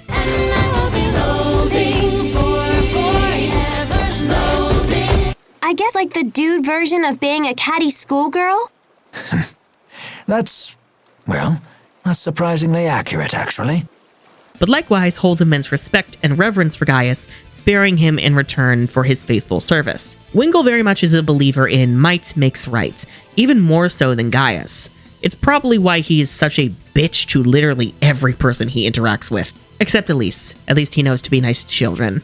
Well, except the children that he aided in experiments on, That dedication goes so far that Wingle willingly endured booster experimentation, which ultimately led to his demise. Wingle is probably my least favorite member of the Chimeriad, but I appreciate his presence as an example of blind devotion not always being born of admiration. Agria is kind of the most interesting of the bunch. Born Nadia Travis of one of Rashagal's 6 ruling houses, Agria's mother was a commoner, which resulted in a lot of disrespect towards the two of them in their house. Rashagal's big on lineage, so the idea of letting a commoner in, it really doesn't go over well. Reminds me of Tales of Berseria, just with less implied incest, thankfully. Much like Zhao, a lot of Agria's story isn't in the game, but simply alluded to. I had to read their wiki pages to get a lot of the details, but for the most part, it boils down to Agria's mother taking her own life, and Agria going on to kill Rashagal nobles in revenge, including her stepbrothers. Her hatred of her country is what made her join the Chimeriad. Because of the cruelty and tragedy that she endured at the hands of her family, it is no wonder Agria became so cruel and sadistic in kind, and why she would hate someone as positive and admittedly naive as Leia. Again, I wish they did more with their dynamic, but I enjoy Agria continually trying to pull Leia down to her level, even using her own death to try and torment Leia and prove her point that life is pain. I've got you! Just hold on! Now you listen, eyesore! Some things in this world you just can't fix, no matter how hard you keep trying to!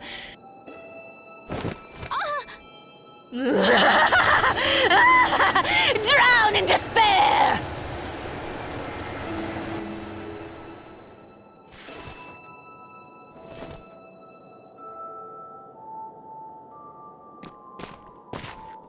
And then Pressa, who has seen a lot of shit. Where the trauma Agria endured made her cruel and sadistic, Pressa just kind of became apathetic. Her dad was a Rashagal archaeologist who gave her a love for knowledge, explaining why she is so adept at spirit arts and loves books.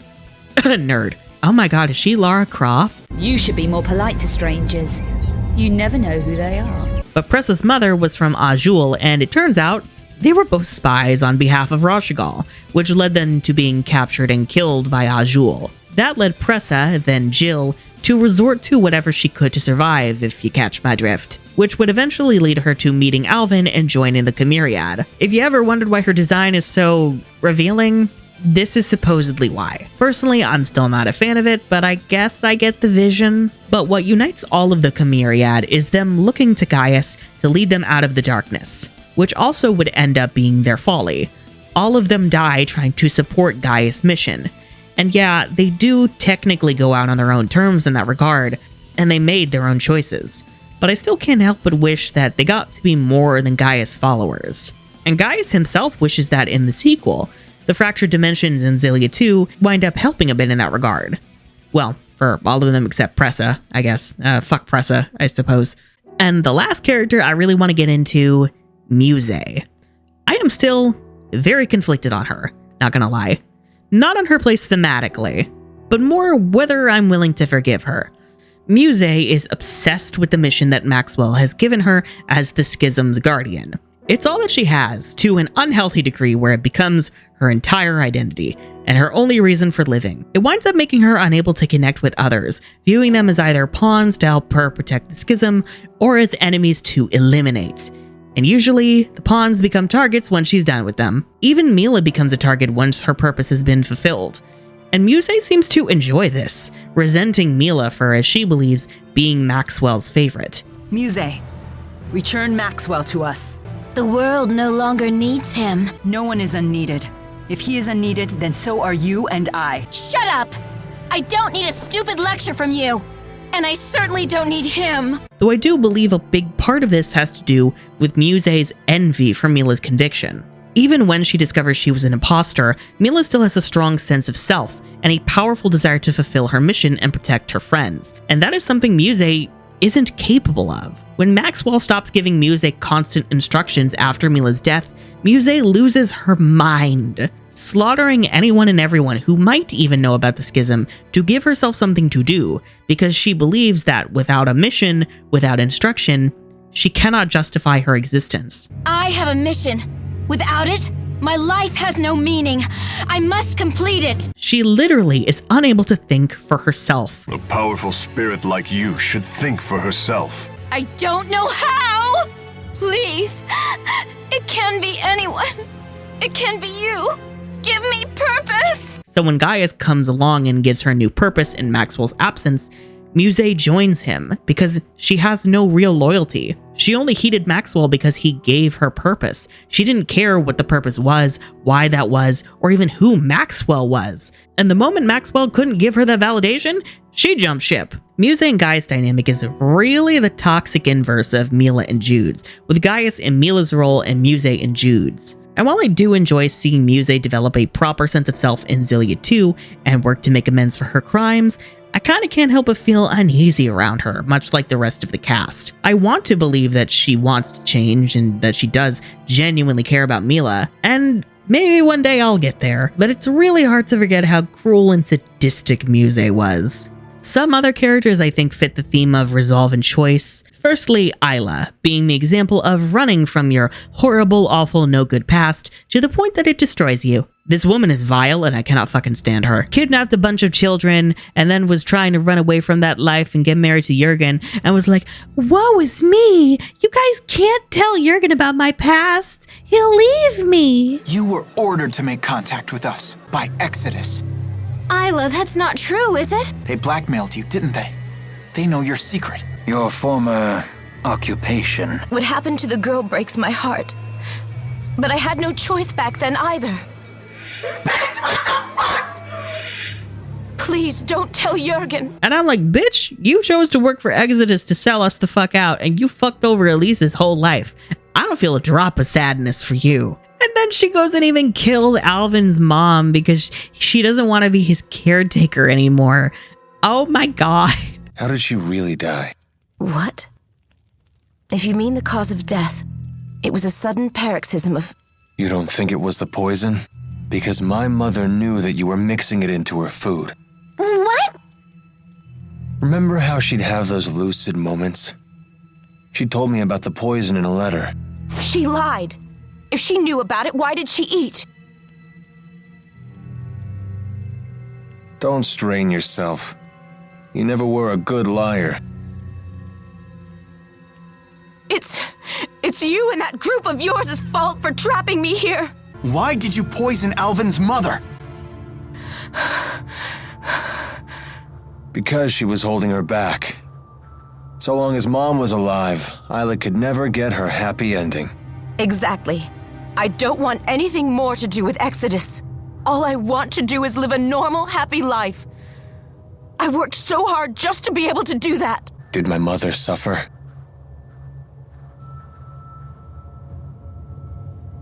Good. That's the one thing I was worried about. Like, firstly, the fact that she even had to be blackmailed into being the caretaker, but then she does that. Oh my god. And then she has the nerve to jump off a goddamn bridge. Whew. Ooh, when I catch this woman in the spirit world. Mom knew she wasn't long for this world. She told me so in her last letter. She asked me to set Isla free after she died. I don't believe you. You're just going to blackmail me again. I have to destroy all the evidence. I have to erase my former self. Or else I'll never be truly happy. Wait, Isla, stop! Isla! How is she doing? Thanks to your first aid, her injuries have healed up nicely. But...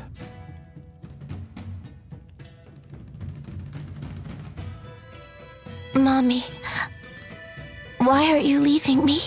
Please don't sell me. I promise I won't complain about being hungry. Please. Mommy! How could this happen? Don't worry, Isla. I'm here. I'll always be here for you, whether you get better or not. Isla is lucky to have you. Ivor, meanwhile, kind of similar to Wingle in the sense of blind devotion to someone to an unhealthy degree because it gives you purpose, but more in the, oh my god, I'm so in love with you camp. Seriously, the fact that Ivor claims to love Milla but continually disrespects her autonomy and ignores her orders to protect Nia Kara, girl, go to hell. I do love him in the sequel though. I'm very proud of Ivor. Jude, I swear I'm gonna figure out my mission in life. That's the only difference between you and me. You've already discovered your purpose. Until you discover yours, would you watch over Nia Kara for me? Of course I will, Lady Milla. We're family. And I also love him talking to animals. It's very cute. So you got sick of being a pampered pet and decided to explore the great outdoors. Sure. I feel you, kitty. Take it from me, though. This world is nothing but one big litter box. Noctigal. He's kind of the whole mandate of heaven thing, where kings believe that they are divinely chosen to rule, or rather just say that to make it easier for the populace to bend the knee to them. But Noctigal kind of does believe it genuinely, probably because of all his trauma, and Gillen fanning his ego to make it easier to manipulate him. Ooh.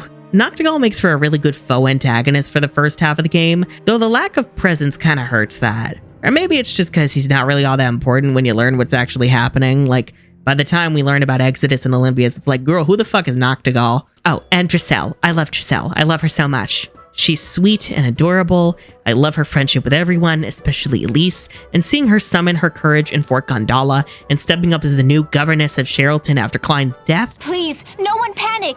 Women and children, seek shelter in your homes!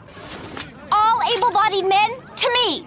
I got nothing but respect for this lady. Giselle writes, Giselle tea time is mandatory. You know, maybe part of the reason I loved Alicia as much as I did in Zestiria is because she resembles Giselle so much. Oh my god, I can't believe Giselle was more relevant to the story than Alicia. I'm gonna have nightmares about this. Now, I want to go into detail about a lot of other things, but my brain is mush and the script is 7,000 words long already, and I went months without recording this, so God help me. We're going for a highlight reel. Let's do this. First off, I feel Xillia manages to communicate the details of its world far more elegantly than other Tales games, and thus feels more palatable and accessible to newbies who might not be as adept in navigating the jargon-filled lexicon these games can be infamous for. Like, spirits equal nature, Spyrix kills spirits. Simple, effective. And really, Spyrix feels like a better version of Blastia from Vesperia, narratively. Spyrix is a metaphor for IRL technology which harms our environments and demonstrates that harm more effectively, specifically through Olympias being a wasteland. Blastia never really quite managed this, because frankly the mechanics of Blastia felt so convoluted and confusing. Like, Blastia uses air with an E, which is made by the planet, but then the planet makes more air with an E, which is bad for nature, I guess. But like, what even is air with an E? And why does it have an E? Spyrix, meanwhile, munches on spirits and kills them when used. Far simpler, far easier to understand.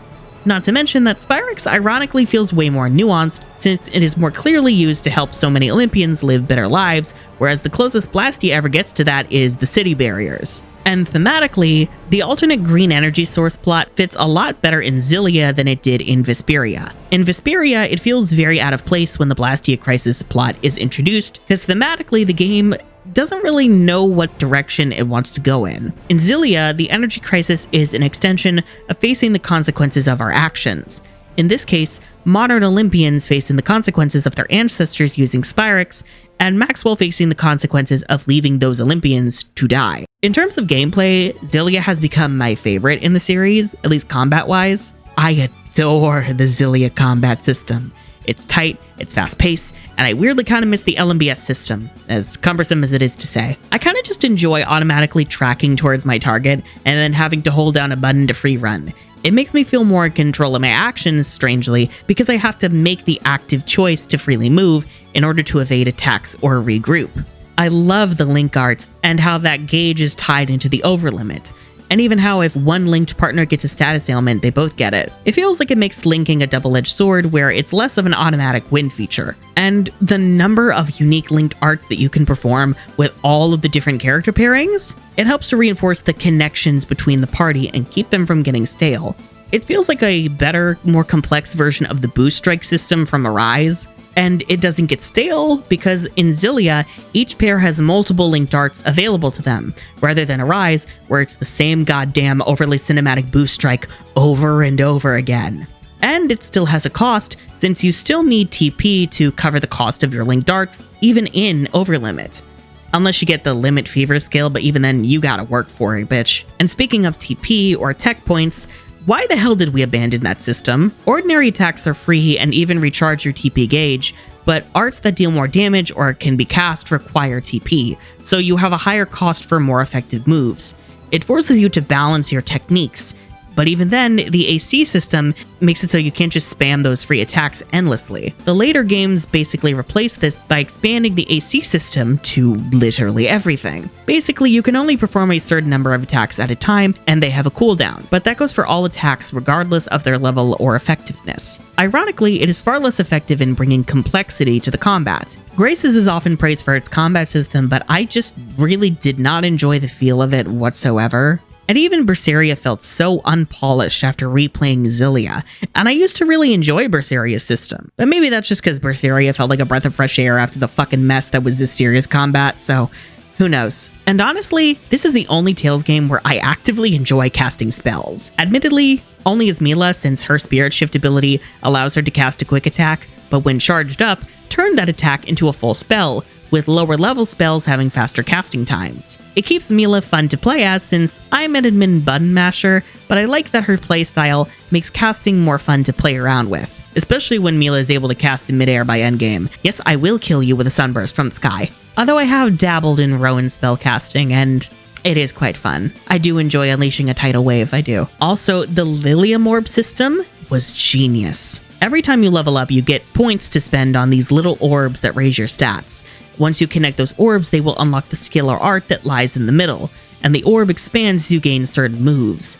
You get to decide how you want to develop, which skills or arts you want to learn, and how fast you move. If you're clever enough to figure out how the Xillia orb expands, it's pretty easy to understand, but it gives you a wealth of options to decide how you want to advance your characters, and dear lord, I appreciate that. It really fits the theme of choice perfectly, and actually makes me enjoy level grinding and looking at all the skill menus. Shit that I despise in the other Tales games. Like, what the fuck is a weapon skill? Get that away from me. And what the hell is happening in Cisteria? What is that? The Allium Orb automates this process in Xillia 2, but I get it. Having 9 whole Lilium Orbs for a cast where you won't even have access to most of them for the majority of the game would be a nightmare. So you still get to choose which skills your characters get as they advance. It's just less hands-on. I mean, it's still hands-on. Honestly, the only real difference is the visuals. I prefer the Lilium Orb, but I think the Allium Orb was the right move with the structure and scope Xillia 2 was going for. And the art style? You know, I expected to not enjoy it because I was kind of over the way that Cisteria and Berseria looked. I really enjoyed the more colorful, cel-shaded look of Vesperia and even the painterly, vibrant look of Arise. But Xillia looks a lot better than I remember. I think I even prefer it to Cisteria and Berseria. And maybe a big part of that is me preferring Xillia's aesthetics.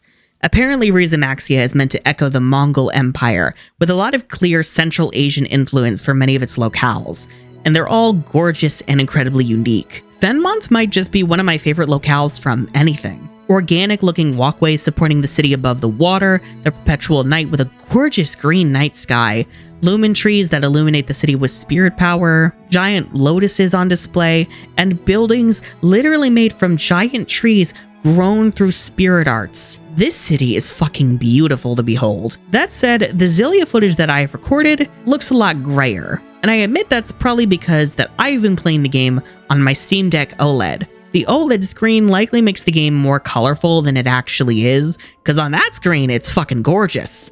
But otherwise, it looks very gray, which makes me sad because with the added saturation, Xillia looks great. Even better, I'd argue, than its successors up until Arise. Like, the footage you're seeing in this video actually isn't unaltered footage. I've boosted the saturation levels to roughly match how I perceived it on my OLED screen. I do miss the overworld though. I get that it's gone because they wanted a more realistic way to traverse the world to go with the darker tone and art style, as having cartoony overworlds would be very, very jarring tonally. But damn, the high roads in Xillia suck. They're all just copy-paste palette swaps. They're at least quick to move through, but I still do not enjoy them. I very much miss having an airship to explain our fast travel diegetically. Like, bitch, let me fly on the wyverns. I really appreciate the weird steampunk, cyberpunk middle ground Olympias has going on. It's far more modern than Rizamaxia due to its use of Spyrix, so it's wild seeing how different the two worlds are when you finally land in Triglyph. It is probably the closest to an IRL modern-day location that the Tales games have ever gotten, which adds to that casual, relatable vibe that I love so much in Xillia 2. I especially love the jazzy flares in the score once you reach Olympias.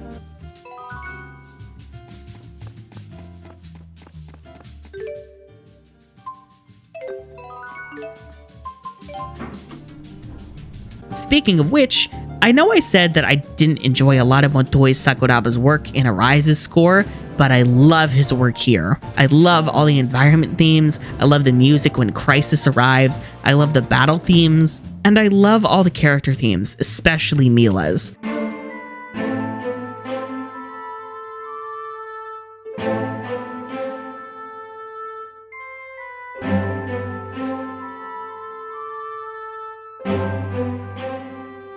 I have a far easier time remembering melodies, leitmotifs, and instrumentation from Xillia tracks than I do from Arise tracks. Oh, And that very much applies to the final boss theme from Xillia 2, which is really just a high-energy instrumental version of the intro theme, Song for You.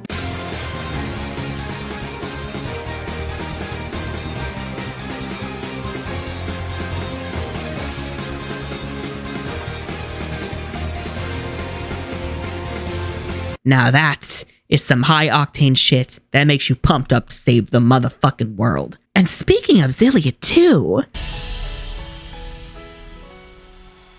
taking place a year after the original game, Tales of Xillia 2 follows Luger Kresnik, a young man who doesn't talk very much. You know those old school silent protagonists that players went to project themselves onto? Yeah, that's Luger. Xillia 1's themes revolved around choice, and Xillia 2 takes that to its logical extension through the choice mechanic. Players are presented with 2 choices at a time, which really don't alter the story all that much. Like, yeah, there are multiple endings, but those are only really determined by a handful of choices towards the end of the game, and you will know when they show up. Most choices are just to build affinity towards the original cast through Luger. See, Luger was made to be a silent protagonist so that players would project onto him, therefore feeling the weight of his decisions, which are really your decisions, hypothetically. But in truth, Luger kind of sits in this middle ground where he is meant to be his own character, but he doesn't get to fully shine because he also has to be kept reserved enough to work as a player insert. So it's kind of the worst of both worlds here. He is incredibly forgettable because of this, unable to fully shine as his own character. Granted, this kind of worked for me just because I loved the Xillia 1 cast enough to enjoy feeling like pals with all of them, but I hate that Luger got shafted as a character because of that approach. You can still keep the choice mechanic while letting Luger be an actual character, guys. Weirdly enough, I still wound up loving him because he just suffers so much and I'm like, same, Luger, same. And also he's just hot. And he cooks, so he's kind of perfect. Yep, he's on the husband list. Jude's not a bad cook either. Me?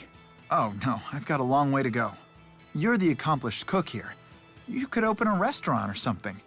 Really? They're caught in some kind of praise and blush feedback loop. Hey, for the first time ever, you and I are thinking the exact same thing. I guess they've discovered that the way to each other's hearts runs through their stomachs. A true bromance. Ugh, someone make it stop. Anyhow, Luger is just having a chill life in Olympias with his older half-brother Julius and their cat Rollo. I would die for Rollo. Oh my gosh! Rollo's paw pads are so...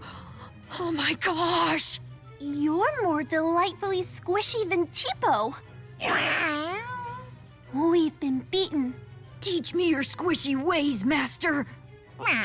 On his first day working at the train station, Luger gets wrapped up in a plot by Exodus to ram a train right into the Oscorp power plant, as a means of sabotaging diplomatic efforts with Riza Maxia. Present also is Jude, cause, you know, obviously, as well as a young girl by the name of El Mel Marta, who is trying to get to the legendary land of Canaan. Luger is good, but Elle is the best. Elle, yeah! Julius winds up being framed as the mastermind behind the attack, and after incurring severe medical debt in the train crash because we live in America, also known as hell. But the bill for your medical treatment comes to 15 million gold. What? Yeah, there's a debt system to restrict your travel and progression. It's interesting and also depressingly relatable as a young person. Anyway, Luger winds up being forced to work for the company that employed his brother, the Spurious Corporation. Things get weirder, of course, because, you know, it's a Tales game. See, apparently there are other powerful great spirits on Maxwell's level. Kronos, the great spirit of time, and Origin, the great spirit of the void. These three made a bet on whether humanity was worth saving when Maxwell created the schism called Origin's Trial, which, the more that I say that sounds like an EA thing, because don't they have an Origin? Sir, whatever. See, humans have this impurity in their souls called miasma, or is it miasma? Whatever. Anyhow, Origin has to remove miasma when they're reincarnated, and this takes a toll on his body. And Kronos kinda hates humans because of that. And so, Kronos has been creating alternate timelines, aka fractured dimensions, which branch off of the prime dimension every time a fate-altering decision is made. The hearts of these fractured dimensions are called divergence catalysts. Not gonna lie, I wish we get the Japanese term time factor, because holy shit, the syllable count on that is fucking obnoxious. If humanity is able to reach origin in the land of Canaan before 1 million divergence catalysts are created, he will continue to purify humanity and see through the reincarnation process, as well as grant one wish to humanity's champion. And if they fail, spirits will abandon humanity, and the miasma will basically flood the world, kill all humans, and leave only spirits behind. Spirius' goal, under the supervision of CEO Beastly Bakor, is to eliminate all fractured dimensions and save mankind. And Luger's new job is to destroy those dimensions as an agent, with the help of the Xillia 1 crew, of course. It's very fucked, and the game does acknowledge this, but it doesn't really do enough with it for me. Xillia 2 reads to me as a tragedy. Despite all of its endings, it's very much meant to be a fucked up tale where no matter how hard you try, some sacrifices, some losses are inevitable. At least, I think that's what they meant. That does potentially explain one of my core issues with the choice mechanic, but we'll get there in a bit. But if you are invested in Xillia 2, you're gonna get your heart ripped out. Several times. To me, whether all that works depends on what you see the message as, and whether the game is successful in delivering that. I could see this working as the dimensions being what-if scenarios. You know those nights where you stay up late wondering about every regret, every mistake, everything that haunts you, and imagining what your life would look like otherwise? Those are the fractured dimensions, and destroying them, therefore, can be read as putting those imaginations to rest, of committing to the path you've chosen for yourself here and now. Granted, the metaphor gets very foggy when the characters talk about, literally killing everyone in these endless fractured dimensions. It would be a continuous cycle of destruction with no purpose. And just who's deciding which destruction has a purpose? Are you that convinced of the supremacy of your dimension?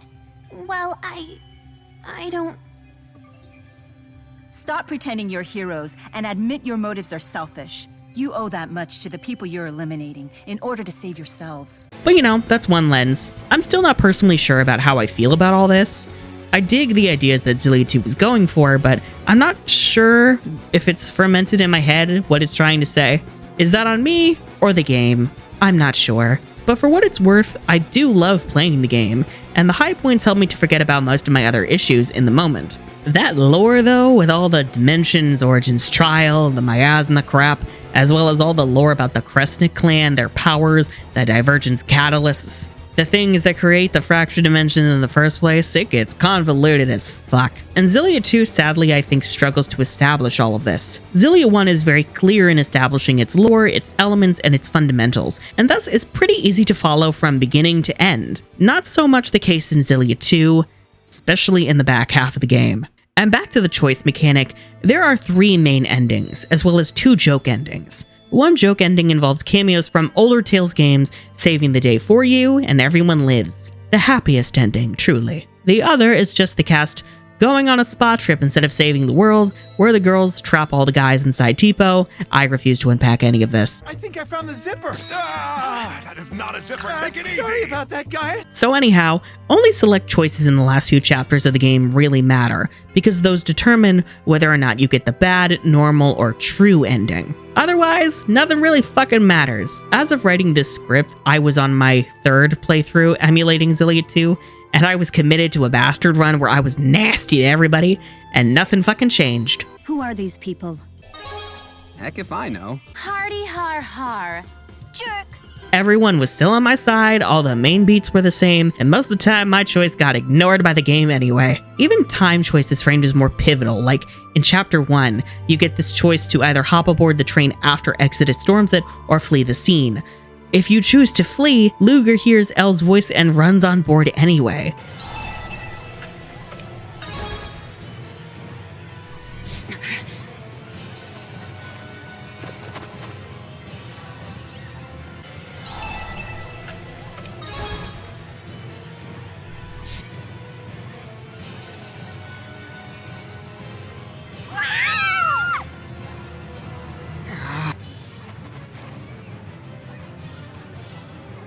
So Why give me the choice if you're just gonna decide for me? This is the case for most of the choices in the game, only giving you slight superficial alterations without truly changing your story. And I think that's really my main issue here. For a story about choice, about paving your own way, I kind of hate the fact that I can't actually change anything meaningful here. And I guess maybe that's the point. Maybe they're trying to say something about the strings of fate, about inevitabilities, about the cogs of destiny turning endlessly, trapping you in their machinations. But in the moment, fuck all that abstract shit. Let me be mean, game. And this honestly has really soured the game for me on several additional playthroughs. Because why bother making the bad choices if nothing is going to change? Sure, Xillia 1 doesn't change on repeat playthroughs, but at least it wasn't promising me altered paths created by my choices in the first place. There are other issues with the game too, like all the recycled assets from the first game. Sure, I get it's to save on costs, especially as game development costs keep increasing and this game had to be churned out in like a year. But it's really not selling me on how much the world has supposedly changed since the first game. Then again, with the fractured dimension stuff going on, the idea of creating alternates of so many environments is terrifying. It honestly makes me think of Majora's Mask. Like the fact that Nintendo cranked out a sequel so fast, reusing most of Ocarina of Time's assets, but in the process creating an incredibly unique piece of art that is completely different to its predecessor. I could never play it because I fucking hated the clock mechanic, I'd rather skin myself, but I do respect the vision. I kind of wish that Xillia 2 took a page out of Majora's Mask's book, especially given the darker tone that they both share. And the gameplay... Okay, it does have everything that I love from Xillia 1, plus some quality of life improvements. Faster climbing, faster interactions, and we can dash now, thank Maxwell. The Lilium Orb's gone, but as I mentioned before, the Allium Orb is just fine. Lilium Orb will always live on in my heart and reign supreme. But Luger's always got to be in your party. Since he is the central character, you are basically organizing your party or having one assigned to you around him. It's not terrible, but I can't help but feel it really limits potential cast dynamics. In particular, if two characters from Xillia 1 are not paired, they ain't talking to each other outside a couple skits. Luger does have some versatility in his combat. He not only has dual blades, but also dual pistols, Lara Croft wannabe ass. I thought the safeties were on. You unsavory little runt. And a sledgehammer. And cool idea, but I really only ever use the blades. I still don't get why Luger can only walk with the guns. Like, they're not scissors, bro. It feels like they thought it would make Luger more unique gameplay-wise, and like, girl, no, just please give him a personality, please. That said, there are still things I love here. For one, I love all the little modern flourishes since we're so focused on Olympias this time. Olympias didn't get all that much to work with, sadly. It's been expanded to like 3 new towns and a couple basic high roads, but I do love that we all have flip phones now. I'm always happy to get texts from you, but enough with the emoticons already. I can barely even figure out what your messages are about. And what's with this creepy frog picture you sent over? How the hell is that supposed to look like me? What? The emoticons make texting cute and fun. And the frog has those morose little eyes that made me think of you. Especially with all the love for the 2000s going on right now, I'm here for it. I desperately wish it. Take me to a pre-fascist time, please. And I love the new outfits for everybody. I love Jude's new haircut. I love both of Milla's looks. We'll get there in a bit. They're not as iconic as their Xillia 1 outfits, but I enjoy that everybody looks a little bit more achievable in terms of real-world fashion this time around. I guess the only drag is that the boys are all in similar-looking suits because men are only allowed to wear suits and no other kind of formal wear. Fucking cowards. I mean, they look good, but like, Elle is absolutely the best part of the game. It is rare for kid characters to be so enjoyable, so Elle is a fucking gem. One more weirdo's joining the crew, Rolo. I absolutely love how fiery and determined she is and how sassy she can be. Hey, you sent something weird?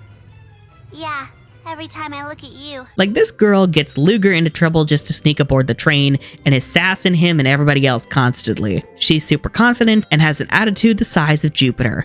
And I stan. This is the town where I lived when I was a child. Pretty sure you're still a child. What I wouldn't kill for an ego at least half that size. And really, I just live for the tragedy of her character. Like, being the daughter of an evil, fractured version of Luger, fucking genius. The fact that Victor got to be more of a character than Luger is fucking criminal. Personally, the true ending is my favorite, just so that Elle gets to grow up being raised by the cast of the first game. Ugh, what I wouldn't give for a Tales of Xillia 3 with her as the lead. And then Milla. Okay, so with Milla being the Lord of Spirits, Kronos sees her as a very big threat and basically yeets her into the void to get her out of the way. In the meantime, we have a fractured version of Milla join our party. Would you mind taking your family drama elsewhere? You humans are giving me a headache. It's Milla! Wait, do I know you? I'd remember such a motley crew. And she's nothing like Prime Milla. Alt Milla, as I call her, is crass, sassy, and constantly fed up with everybody's bullshit. You'd better start using that head of yours. Otherwise your brain will turn into pudding. It will not, because I totally am using it. That's the part you're denying? You're just letting the pudding thing slide? Is everyone in the Prime Dimension this stupid?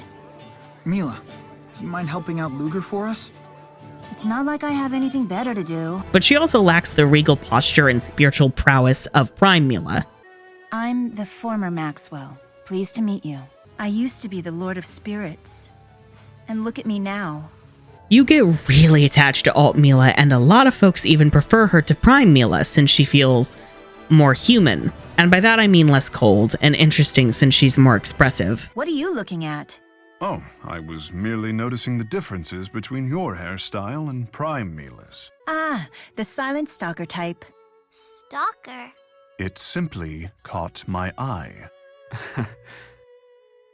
Any further insinuations on this matter will be considered a declaration of war. Okay, it simply caught your eye.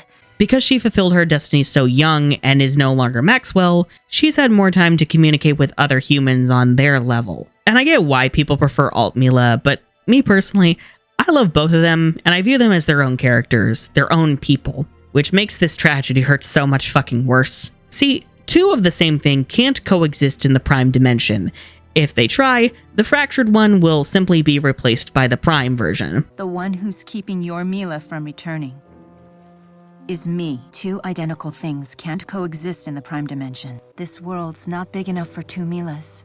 Yours can't return until I'm gone. Prime Milla cannot escape the void until Alt Milla is gone. Rollo met another Rollo, and the Rollo with the weird voice disappeared. It was like our Rollo just replaced him. Well, there you have it. The other Milla entered the Prime Dimension, while our Milla was trapped in the Dimensional Abyss.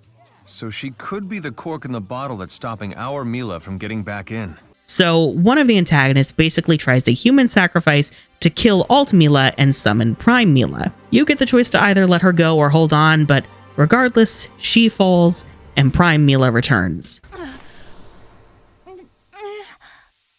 Please! Look after Al!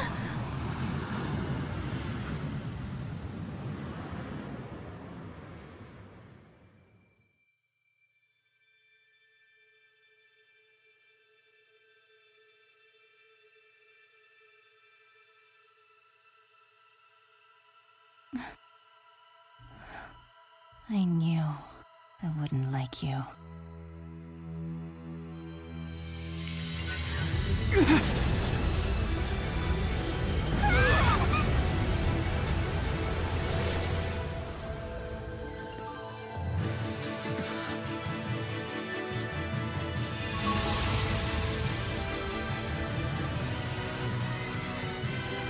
And it's heart-wrenching. Like, I was so happy to see Prime Milla again. I had missed her, and I was so happy for her to reunite with her friends. But I also grieved Alt Milla. She was her own person too, and Elle's reaction, fucking hating Prime Milla and wanting her Milla back. I just remembered what a good cook Milla was. You know what? I'm never calling you by her name. I only know one Milla. Very well, if that pleases you. This doesn't tick you off? I mean it. I'll never call you by her name. That's fine. And if you decide to change your mind one day, that's okay too. Why would I change my mind? That's for you to decide. You sure are cold. Cold? I'm sorry, I wasn't trying to come off that way. Saying you're sorry doesn't fix squat. I suppose you're right. But maybe you'd be interested in being friends? Friends? Where'd that come from all of a sudden? I just like to know you better, Al. Not just for my sake, but for the other Milla too. It hurt. It hurt real bad, especially because they really play up the bond between Elle and Alt Milla. You can't just go around dismissing everything like that. That's why you're so close-minded and ignorant. What? I already know way more about everything than you do. You think you can rival the knowledge of the mighty Maxwell? You've got pluck, I'll give you that. But I know way, way, way more than you do about every topic in the entire universe. Well, I know way more than that. Way more. Oh, is that all? Because I know way more. And life doesn't really get any nicer to Elle after this either. It's these things, these tragic stories, that make Xillia 2 so fucking compelling to me. But strangely, this also might be the coziest Tales game I've played. See, Xillia 2's story works on a chapter-based system, with the plot only progressing in main chapters. Between those, you can pretty much do whatever you want, so long as you pay back your debt in order to progress, you filthy poor. Stop being poor. Stop being poor. But you can also do character chapters to bond with the Xillia 1 cast, as well as earn money to progress. These moments are really for the OG cast to have some time to shine, and they all get paired up with each other. Jude and Milla, Alvin and Leia, their friendship is super wholesome by the by, even though, you know, Alvin shot Leia, but whatever. Elise and Rowan, and Gaius and Muse. Oh, yeah, Gaius and Muse are in our party now. Have I mentioned that? How cool is that? To have the final bosses of the first game just join your party and become your allies. Have room for one more? Why? I'm interested in the work you agents do. Curiosity killed the cat and king. I'll risk it. Just my luck getting stuck with these guys. Oh god, and even the skit where Luger asks what happened a year ago, and they tell the tale of the battle, and it's gold, bitch. Xillia 2 just has this vibe where all the characters are off doing their own things, living their own lives, and we catch up when we can to save the day. Which, I don't know, to me, that aggressively gives adult friendship. Like, we're all trying to survive under capitalism, bitch. We will talk when we have the chance. And I love the fact that everybody has been allowed to radically change since the first game. Not just in design, but also personality and story. Jude's growing a backbone and become a young man. Yeah, he's 16, but he's learned to chart his own path in developing spyrite technology or whatever. Look, the game treats him like he's in his early to mid-20s. It's so bizarre. Leia's a reporter now in Olympias, trying to learn the values of objectivity and perspective. Alvin's business ventures with Jurgen are an attempt for him to make an honest living, as well as bridge the divide between Rizamaxia and Olympias. Elise has become a social butterfly at school, even serving as a big sister archetype for Elle. Gaius is traveling across Olympias under his true name Erston in order to get to know its people, so as to understand them and make the peace process easier. Rowan is supporting Gaius in those efforts as his chancellor, and potentially even striking up a romance with Olympias chancellor Marcia. Rowan, you sly silver fox, you. And Muse, well, she's at least less weird. She's still weird as shit, but you know. Can you hear any spirit voices?